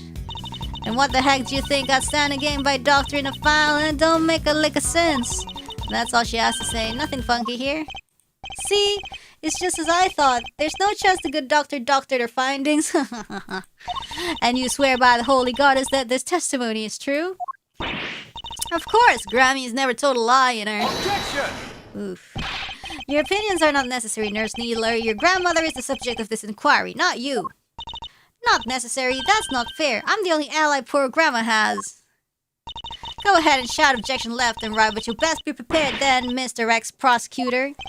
Oh, I'm more than prepared. I'm ready to expose the truth behind the error in the report. Damn.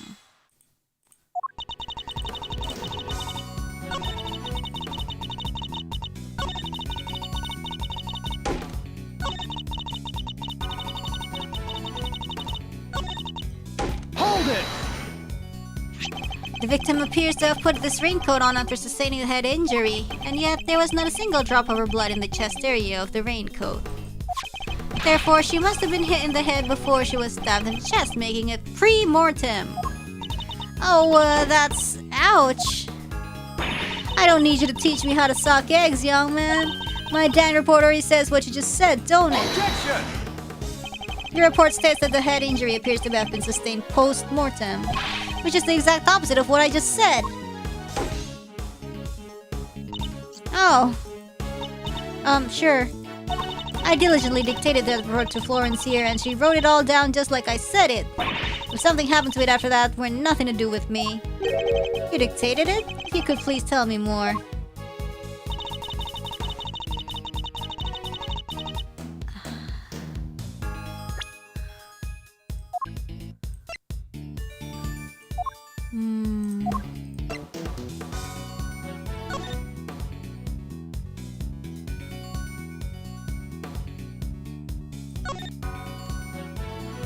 Well, we could press this. Hello muna Hoshinofa and Muna Fix. Hold it! We're just doing Ace Attorney stream. Hello. Just Muna lagi butuh keyboard nggak? Muna, are you possibly in the need of a new keyboard? Good news! If you purchase Reine keyboard this weekend, you can apply the discount code launch weekend to have a further 15% off of the collection when you check out. Thank you! It's in the pin message for, yeah, even Kyla Kowalskia bought it. So if you want to have the same keyboard as Reine and Kyla and potentially Muna, wink wink wink, you could check out the pin message and check the features of the keyboard. I swear to God, it's worth it. Cause pokoknya ya terserah gue dah keyboardnya gitu. Up to me lah the keyboard. Thank you. What a deal! Muna, do you need a keyboard? Is the question I would ask everybody. Do you need a keyboard? Get your keyboard today. I actually don't know if you could have like an additional, like, can you like put 2 discount codes or only 1? Yeah. Just so we're on the same page, what were your conclusions regarding the body? Well, like I said, ouch, sorry, it was death from a good hard knock to the noggin. It was crazy. And can you say that for certain when their knock happened, Dr. Hertz? Pre-mortem, of course, chest wouldn't happen after the poor girl died. The fuck? I told Florence that and she wrote it right down, so that's what it says in my Dan report. No? They may be what you told her, but I think we're finally getting to the truth. Oh.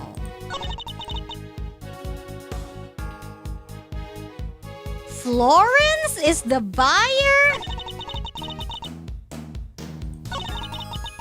Is Florence the Huh! Hold it! Is it Florence? What about your granddaughter? Me? I didn't stand to gain anything either. Never mind her. What about your little friend over there, huh? She'd stand to gain something for sure. Look at you trying to accuse my sweet innocent Florence of wrongdoing. Yeah, you ought to be ashamed of yourself. I wish you'd tell that to Chairman Winner. Anyhow, nobody doctored that report, you hear? Nobody. Oh. Oh, damn. Hold it! Which one is it?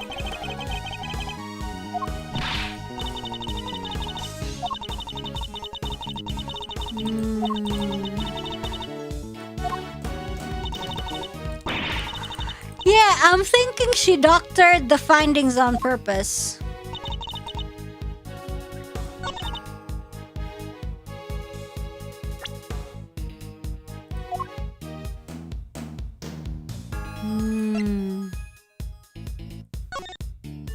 Is it this one? Objection! Dr. Hertz, I'd like you to take a look at the report for yourself. Oh, I'll read it too. Ouch!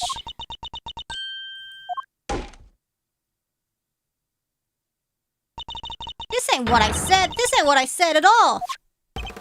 What? What do you mean exactly? Oh, suspicious. Suspicious lady. I don't know. But I can't say that. Wow. Miss Needler, if you are attempting to bury Dr. Hertz's truth, I will gladly hear her confession myself on behalf of the Goddess of Justice. Dr. Hertz seems to be telling Judge Gavel something in private. What? I see. Very well. Allow me to relate to everyone what you have just told me. Ain't no doubt about what I said. I dictated my findings to Florence just like I told you I did. The fuddle-headed young thing must have wrote it down wrong or something. Yeah, so Florence might be one of the secret participants then. That was a great impression. Yes, but was it really necessary?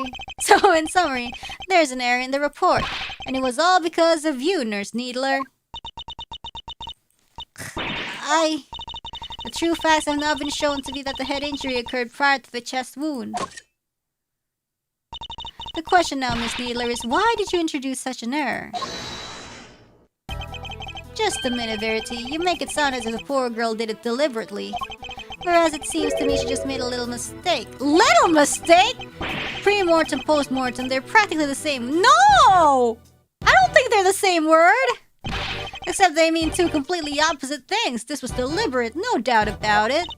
But why would she want to change it? Exactly, thanks Ow!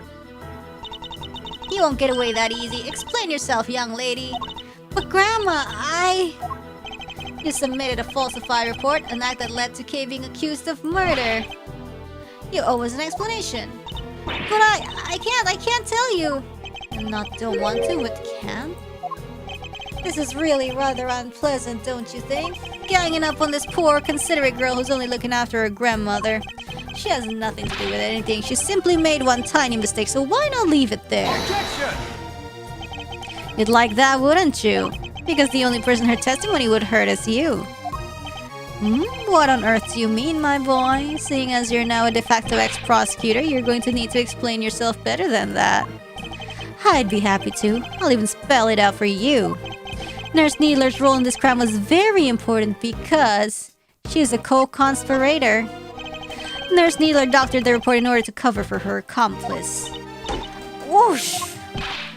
So she's a co-conspirator, this innocent young thing? Do share your grounds for making such a wild accusation, dear boy. The murder couldn't have been committed by one person working on their own. Without at least two people, it wouldn't have been possible to... move the body. Fuck, I don't know. Oh, maintain attendee numbers. If the auctioneer was the murderer and the victim was one of the attendees, the fact that a witness testified to there being 11 attendees even after the murder doesn't make sense. Hey, watch it! Y'all gonna call my good word into question now, too? That's not what I meant. In fact, it's quite the opposite. I'm taking you at your word, which means there must be a co-conspirator. I know it's hard, my boy, but sometimes you just have to accept that you were wrong. Objection! I wasn't wrong. I just hadn't considered the possibility of the killer having an accomplice. But as soon as we do, things start to fall into place. If the killer's accomplice returned to the auction room in place of the victim, there would indeed have been 11 attendees both before and after the murder. Nobody gives a shit. Oh, this girl kind of looked different. Well, so that's your thinking, is it? It's certainly an intriguing theory. But surely the imposter would have been spotted right away. I don't imagine that Nurse Needler looks strikingly different from the victim in build and stature. Well, maybe. What? Whatever. They're all wearing masks, but like the boob size or the height or the hip, the body build, the hair, her clothes. With the help of a mask, she could very easily have her place Miss Ringer without anybody noticing. Well, Nurse Needler, is that what happened? Did you take the victim's place at the auction? I want to do something like... No, tell us, the ringleader, who were they? I can't tell you, I just can't. It would hurt Grandma too. Ow! But Grandma! Don't you worry about me, I can take it. You just tell me everything, child. But... Oh my god, stop hitting your grandma! Oh, hello? So I was right, she was an accomplice. Miss Needler, why? Well, Miss Needler, can you explain yourself? Yes. Huh? Oh, thank you, Grandma, but I'm alright now. I confess it, I changed places with Miss Ringer. So you admit that you were working with the ringleader? Yep, I was helping them. I don't know how, but they found out Miss Ringer was gonna attack them. The culprit was going to be attacked by the victim? They seemed pretty sure it was going to happen that night, so they made a counter plan. Yeah, because of the plan, you know, I'll make sure you get your revenge 12 years ago or something. So they made a counter plan. They wanted to strike first, and they wanted me to help them. I was told to go to the storeroom before the auction began and wait here. There! Now hold on right there, Missy. I didn't see nothing, and my eyes don't lie. If you'd have been there from before the auction, I would have bumped right into you. I was there the whole way through, and you weren't there for a bit of it. But I'm not lying. Well, that's easy for you to say, but you were lying about altering that report only a few minutes ago. Objection! I think we're all well aware of the number of potential hiding places in that storeroom. Harvey, where exactly are you trying to say our friend the nurse was hiding her? Nurse Needler hid here where she was waiting in the storeroom. Dalam sini kali ya? Take that! She hid inside this clothes box. Oh, she did she? Ah, well, it was dead the whole time even before a mosaic on it. But like I done told y'all, it had all them chains around it. Wanted to hide in there myself, but it was locked up tight, so I had to go elsewhere. I imagine that's because Nurse Needler was already lying in there by the time you arrived. That's right, we didn't want anybody to open it or it would have really blown our cover. So the ringleader told me to climb in and wait until it was time for my part of the plan. And then they wrapped the whole box up in chains. I think they took the elevator downstairs not too long after. It was just before the auction was due to start. So as the auction was beginning, you and Miss Hart would have been the only people in the storeroom? Yeah, I think so. Okay, I see. So they switched places. The auction proceeded as it always did, until a certain customer came upstairs to complete her purchase. That was when the incident occurred. Miss Hart overheard the victim and the culprit exchanging words around them. You betcha I was behind the statue there shaking like a dang leaf the whole time. In the middle of their quarrel, Miss Ringer was killed by the auctioneer. Imagine the auctioneer then carried Miss Ringer's body over to the closed box, from which Nurse Needler emerged and saw places from the victim. After placing Miss Ringer's body inside the box, Nurse Needler's role now was to pretend to be Miss Ringer. Okay, nice. Bye, Ringer. The two of them then returned to the room below as if nothing had happened. Does that about sum up what happened in the storeroom, Nurse Needler? Yes, in fact, that's exactly what happened. Hold up, so you just waltzed right back on in and nobody noticed? This is two completely different people we're talking about. You're telling me not one of the other folks down there at the auction caught them down? Why would they? The other auction goers had no reason to notice the difference when Nurse Needler entered because... What the fuck? As we've seen, Miss Ringer and Nurse Needler are about the same build. What's more, the auction rules require attendees to wear their masks at all times. If Nurse Needler were wearing the same clothes as Miss Ringer, nobody would have been any the wiser. No, when they weren't. I borrowed Miss Ringer's clothes and ouch! And left the poor child in her smalls. Have you no respect, girl? No, Grandma, I thought the same thing. It wouldn't be nice to leave her like that. So when the ringleader wasn't looking, I put on that raincoat on her. That makes sense. So that's how Miss Ringer came to be wearing it. Thus, the auction was able to carry on as before. Guess the part where I caught the raid raincoat on film came just after. Oh. Yeah, it must be that it all makes sense. Right after that was when I went on over and looked downstairs through the gap in the elevator, spied me 11 happy little auction goers, then back I snuck to my little hidey hole. Don't tell me you were hiding back with there the entire time after that. Well, that is not exactly... What is it? Did something happen? So maybe I ought to have mentioned this before, but I fell asleep for a few winks after the— Oh my god, she fell asleep. Well, passed out unconscious, you might say. What? What happened? Oh, nothing much. Kinda silly, really, but there was this sudden loud noise and it startled me just a little bit, you know? Alright, maybe more than a little, but I just witnessed a murder. Can't blame a girl for getting jumpy. Guess that got my heart shook and my heart pained. Before I knew it, I was out like a light. By the time I came to, it was the exact dang day, next dang day, and there y'all were clanking down that ladder. I see, so you were struck by a loud noise and fell unconscious? I suppose that means you don't know what happened after that. What kind of loud noise? Not per se, but well, after the auction was over, all the mess were back on the rack. So I reckon the guests done finished up and filed out one by one like they were supposed to. Nurse Needler, once the auction had started, what exactly were you doing? I was pretending to be Miss Ringer and placing bits just as the ringleader wanted. I had to win the clothes box that I'd been instructed. It had a dead body inside, after all. Imagine if somebody else had won it. We would have been in real trouble then. So you had no idea that the victim had vacated the box in the meantime? No, not until we came back up so I could pay for it. That was when we noticed. The ringleader told me to go look for her right away. Except, I found some other girl collapsed at the foot of the ladder instead. Oh, that was the sound of Kay falling. Yes, she must have fallen from up the roof and been knocked unconscious. Guess the victim must have left that hatch wide open, huh?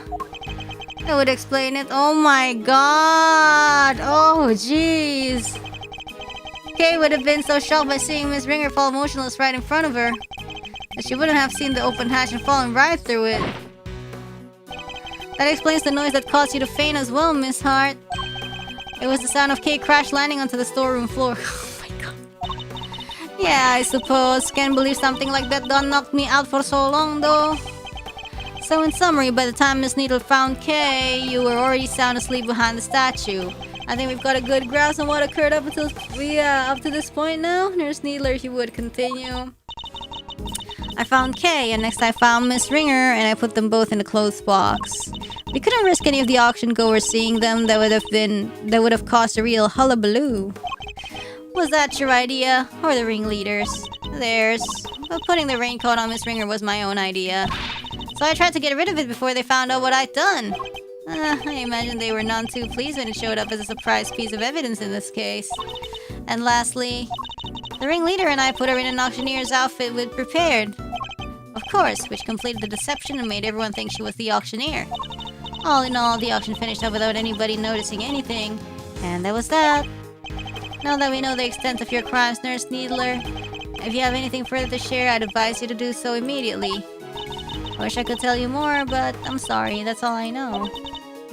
Except for one other thing. It did seem a little strange, I guess. Wow. When I was borrowing Miss Ringer's clothes, I took everything I could, but I couldn't take her hair, obviously, so ouch! You're dang right you could take her hair! What kind of medical professional are you? That's where you draw the line, so taking her clothes was okay? Her hair was totally different, the style, the length, everything. Yeah, that's what I thought. I kind of panicked. But the ringleader thought of everything, including wigs. Oh, 2 of them, in fact. 2? There was a straight one and a wavy one. They were both stashed in the clothes box. But why? Right? I wondered that too. I thought maybe they were worried she might have changed up her style. Anyway, I took the straight one. That was the one that matched her hair on the day. Leaving a wavy wig in the box.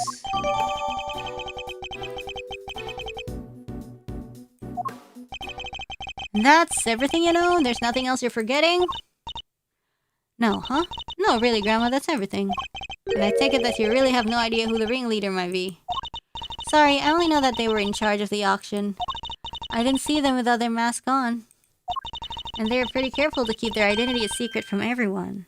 Oh. If I can't get something concrete on them... well, Miles, are we about done?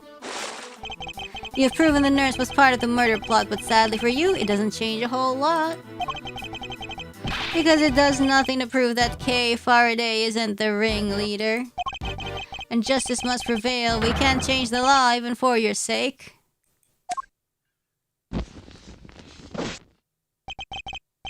Oh. Is this it? Am I not going to be able to save Kay? Objection! Oh, Francisca.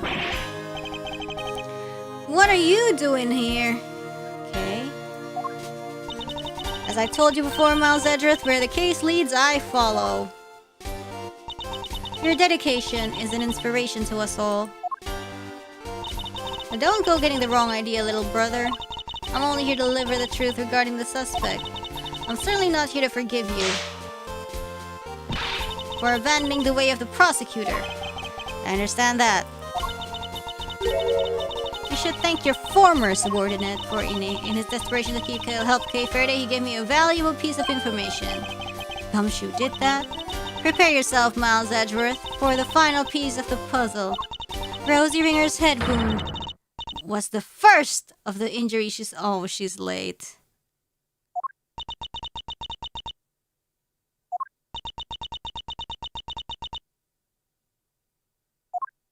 Well, someone say something! Yes, there's no easy way to say this, Francisca, but... we already proved that ourselves. You what? Yes, just a few minutes ago! Well, why didn't you say so sooner? You didn't exactly give us a chance! And I suppose you know about the murder weapon, too? No, not yet. Ha, good. Then listen up. The victim was struck on the head with a blunt object bearing a circular surface. The horn? And the wounds to the chest were actually inflicted post-mortem. Yeah. Objection! And you're certain of that, I assume? Your sources are above board. Two trusted medical professionals reached the same conclusion independently. You couldn't ask for more. Objection! That's certainly good to know. Unfortunately, you're overstepping the bounds of... We're Interpol, you dumbass! Of what? I'm the prosecutor in charge of Interpol's investigation into the underground auction. And this murder occurred during that auction. It would be negligent of me not to pursue leads pertaining to related parties. Especially the victim.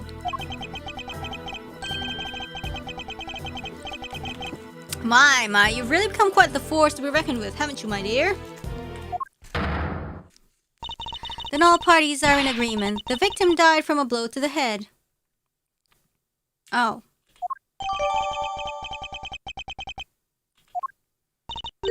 Sadly, the murder weapon itself has yet to be identified. Based on the shape, I might have an idea or two. But guys, I didn't turn up any other weapon during my investigation. And yet, one need only think about the setting and an auctioneer's tools. Oh, hammer? An object with a circular surface used in an auction. We're obviously talking about the auctioneer's hammer. What would an auctioneer have readily at hand? An auctioneer's hammer, of course. But we never found one of those. Yeah, because the culprit ate it. If the auctioneer was indeed the killer, it does seem a likely candidate for the murder weapon. But without the evidence to support your theory, it remains nothing more than that. Oh, I have just the evidence you need right here. This piece of evidence strongly suggests that the auctioneer's hammer was the murder weapon. What?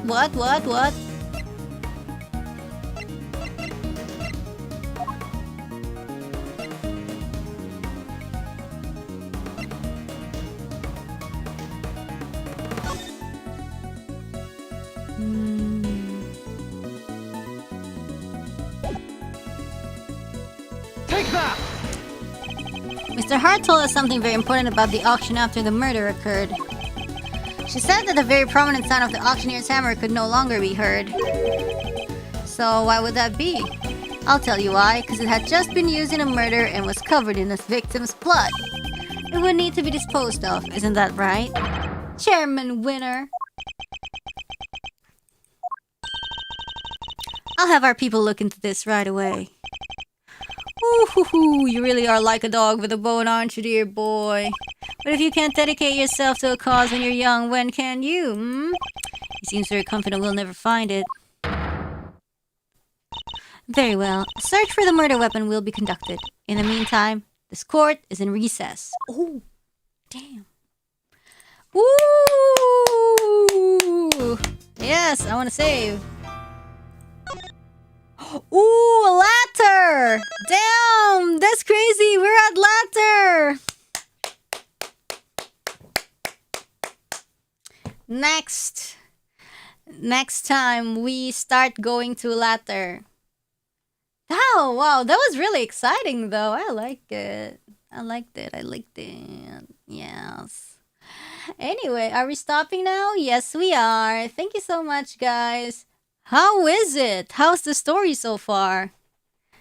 I'm actually kind of liking this case because usually we rely on the coroner's report, you know, the autopsy report, but then it was like the biggest twist I saw was like, you know, it's not even the grandma, it's like the nurse that was like altering the thingies. Like grandma's saying like, oh, she died by this, and she just writes whatever she wants.